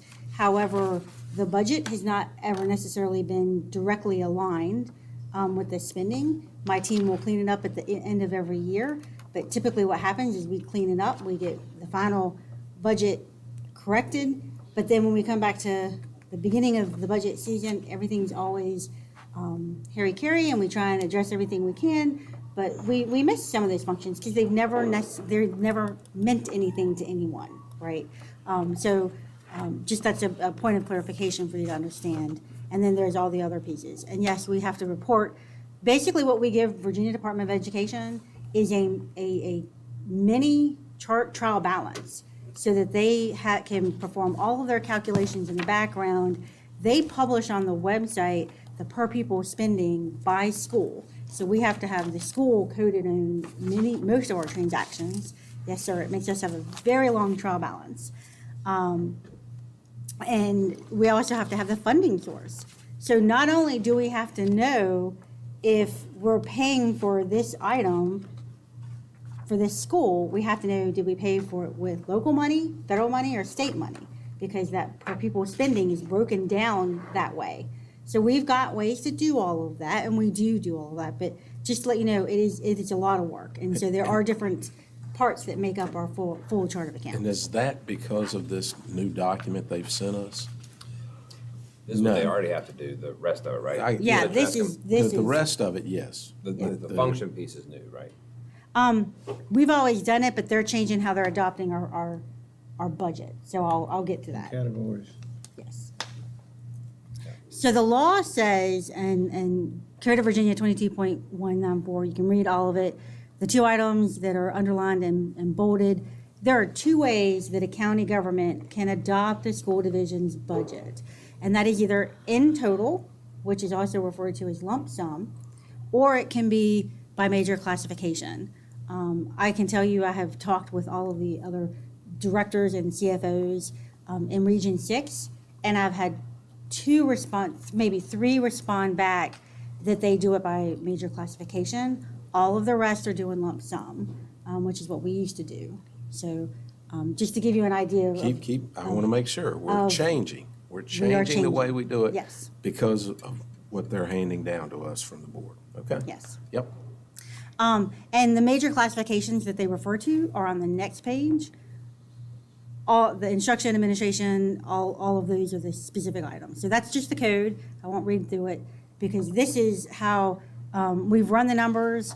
My team actually went back since I prefaced earlier that we don't budget by these codes, but they're a part of our string. My team went back after we got the memo from the county that they were going through here, and they went out to all the departments and said, hey, we need to clean some things up here.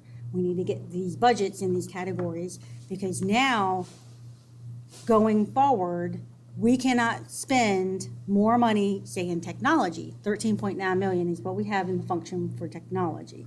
So we can't spend any more than that, and we cannot take that budget and move it somewhere else. So that number is max, and it can't be given to anyone else. And where that's kind of hard for us to wrap our minds around is because that was a reporting function, never a budgetary function. We don't even have anything in the accounting system to put any stops in place for that if we go over. That's just gonna have to be us watching it as a team, at this point. Are you gonna have to add staff for this? I think we have avoided that with some discussions with staff, the county staff, but When they were initially telling us about how we were gonna have to do all of our reserves and contingency, that was a real concern. I think we got the workaround for most of it. in the last page, I'll show you our workaround. And they're requiring for contingency? I'll get to that. I'll get to That's that. one quick question. Susan, yeah. If you notice that previous slide, like personnel, you don't see anywhere. That's all woven throughout, right? Depending That is upon what correct. they're associated with. That is correct. Dr. Nicely, when you and I spoke the other day, that money, I thought you suggested was movable, but only with their permission. Is that accurate? I mean, if we Yes. wanted to take $1 million out of technology and put it into facilities, if we asked them, may we do this, they could say yes. We could go in front of the Board of Supervisors and get approval, yes. That's how we would have to do it. You're okay? Just so I know, Yeah, you're I just okay. wanted to make sure that, I mean, Oh, it is movable, but we have it to is get their movable. permission to do it. But it is up to them, and they may very well say no. So. Would they it's- have to have a reading and second reading and Good vote on point. it? Good point, Mike. Yes. Good point. Or a 4/5 majority. Or what? 4/5 majority. Yeah. I think. In the first In- reading? In recent years, they've gotten away from the 4/5, and they've stuck with the 2 readings. Yeah. So these are the definitions. We've got instruction, basically everything you would think instruction is, in the classroom between teachers and students and aides, administration, attendance, and health, pupil transportation, operation and maintenance. They're all exactly what you think they would be. And you've got these are VDOE definitions from like a 40-page chart of accounts that we have to follow in order to report to the state. School food services and other non-instructional operations, really the only thing in that category is the nutrition services. We've got facilities and then debt service and fund transfers. I've got technology in red because that is the one that's the big boogaboo for me.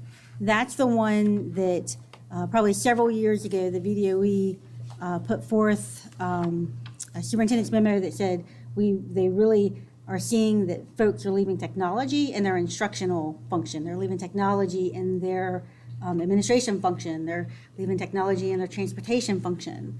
And basically what that means is if you buy a computer, if you buy software, if you buy a mouse, if you buy anything peripherally rated, the infrastructure, the software, anything computer-wise, it's considered technology and it should be in the technology function.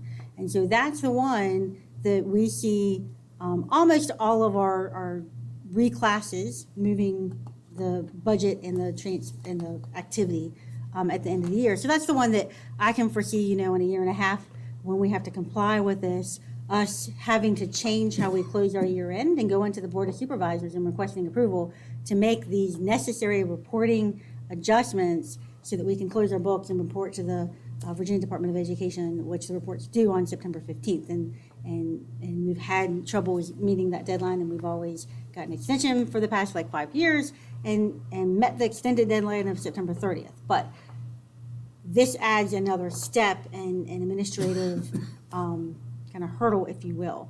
The other thing on fund transfers, I don't have it in red, but when we implemented GASB 84 a little bit ago, a couple of years ago, and we brought the student activity funds onto our books, we're still struggling with how to record that. If they collect the money and give it to us, that's a transfer because they're both funds.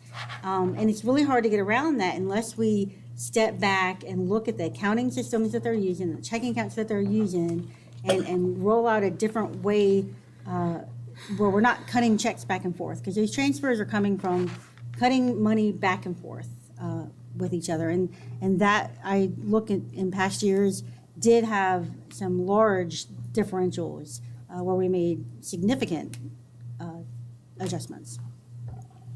So the next 2 categories, and to Mr. Ray's question, sorry, I didn't mean to push you off, but I knew it was coming up very shortly. Contingency reserves, when we talked with the staff, We have contingencies kind of all over the place. We have a superintendent's contingency. We have grant contingency amounts set up in many different funds, which Ms. Owens over at the county really encouraged us to do to kind of stabilize our budget, because Virginia Department of Education is very common for sending superintendent's memos that'll take maybe your Title I grant. They'll get a reallocation and send us maybe, $10 more. Or maybe they'll send us 10,000 more. Or maybe they'll take $5 away. And so our grant contingency has been put in place. Anytime a grant that you have already adopted through the original budget is trued up or down through the state, that right there, we just use the grant contingency in the fund that it's in. And we move on, we don't bring it to your attention because it's an administrative burden, and I don't know that you necessarily desire to see every $10 increase or decrease. I mean, that's a lot of minutia that you'd have to wade through. I think I present to you enough throughout the year. So things like that, our minor capital reserves, our CMP reserves, whenever we set up the CMP project. So next year we've got, I think, 5 or 6 projects set up as CMP projects. When they close, if they have excess money, we put it in reserves. And then that's what is available for Mr. Kegels to use if there's a one-time need that's kind of emergent. All of those reserves are turf reserves. Anytime we would use that, thank goodness they're giving us a way that we don't have to go to the Board of Supervisors to be able, we're not putting those in grant contingencies. We're going to put them in a different account in the function and category to which they relate. And so the only thing you're going to see in grant and contingency reserves will just be the $2 million emergency fund that we have to carry over from year to year. So that's going to come from carryover, and it'll be major capital reserves. They did indicate that they wanted major capital reserves to be part of this, and so our carryover amount for major capitals will be in the contingency. And so when you look at what I have on the screen, both of those items are carryover items, and so our original budget will always be 0 for that. But when we bring forth the carryover, that will be populated with both of those balances. The last category on here are non-categorical. So there are certain things that we don't have a functional category for. Our internal service funds, the healthcare fund, the dental fund, the risk management fund, our OPEB trust fund, they are not serving students. They're not our business. They are kind of set up as a proprietary fund, and we don't have to report those because we've already reported the costs. We've already paid, the general fund has already paid money into all of these other funds for their needs, for the premiums related to the benefits that we offer our employees. So we don't report that because I'd kind of be like overinflating our costs in their mind.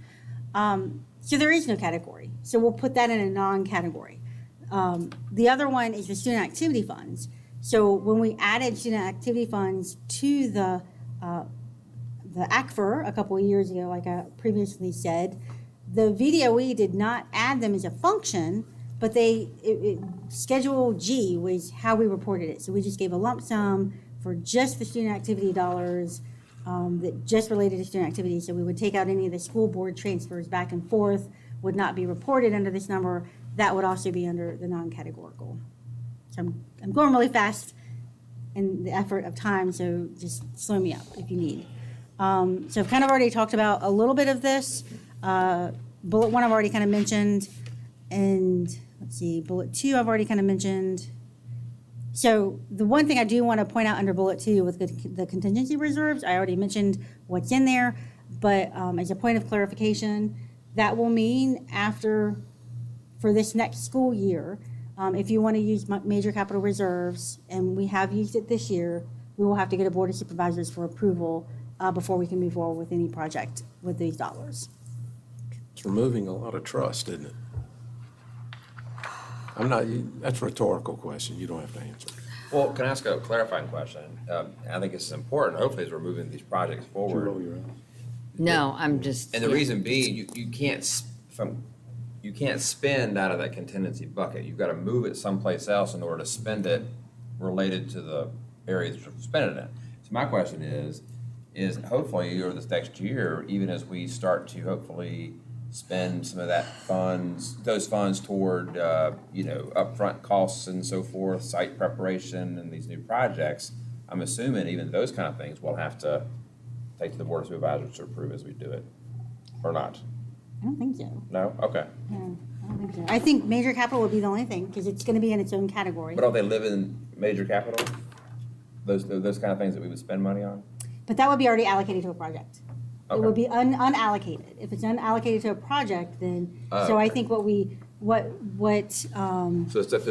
it's already in our CIP for a particular project, we're good? yes, Gotcha. yes. Okay. And what we'll do is we'll have like all of the reserves, the CMP reserves, the grant contingencies, the minor capital reserves, the turf reserves. What we'll do is we'll request the county to set up a new account called special projects. And that special project, so when I bring you the minor capital report, it'll be the special projects report.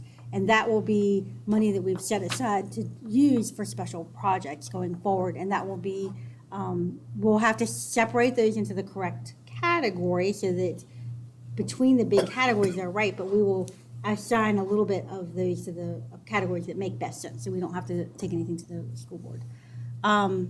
So really, I guess I've kind of hit on all of the big points. I've already talked about kind of the year-end closing, kind of talked about everything ahead of time. But that's because I knew you wanted to get out of here.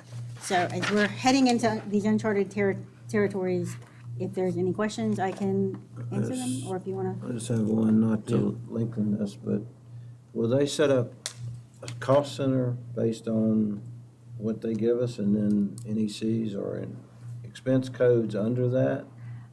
What it'll be is we have a function that Okay. marries up to all of these items. Oh, so that's placed as NEC. And so and when we hand them this, if we go over those dollar amounts in any of these functions, then that's when we'll have to get to them. Anybody? Did they explain the rationale for wanting to make the change from lump sum to this? It's pretty As obvious. far as I know, they were exercising their authority to I've not been choose told why. how they want to do Go it. sing Kumbaya with them. Well, it is code, so, I mean, I can understand that. It is. Yeah. And is I'm that not- similar to the way they keep theirs? I mean, is this gonna be easier for them to look at ours? Do they do theirs the same way? I am unaware. It sounded when we met with them like but I'm unaware. I think in fairness, they probably do it that way, just for perspective, for them, that's a one-step process. This is for us a two-step process, because we have to bring it to you guys first, then over there. That'd be the difference, but. Yeah. For me, it's removing some trust. It's removing some of the elected school board function that, for the projects we deem important to the schools. And, the only way you make change is to do it one district at a time. So, anything else, guys? They have agreed to give us the largest development project at 63 million or 80 million, however you want to look at it. They underfunded, it's what you're saying, but yes. It's probably, if it's not too much work on Susan, I don't know. Comes at a cost. Yep, that's right. Something to consider. Do we have a choice? You don't have a choice, No. they're telling you. They're telling you this is what you're doing. Everybody good? Go sing Kumbaya with them. There you go.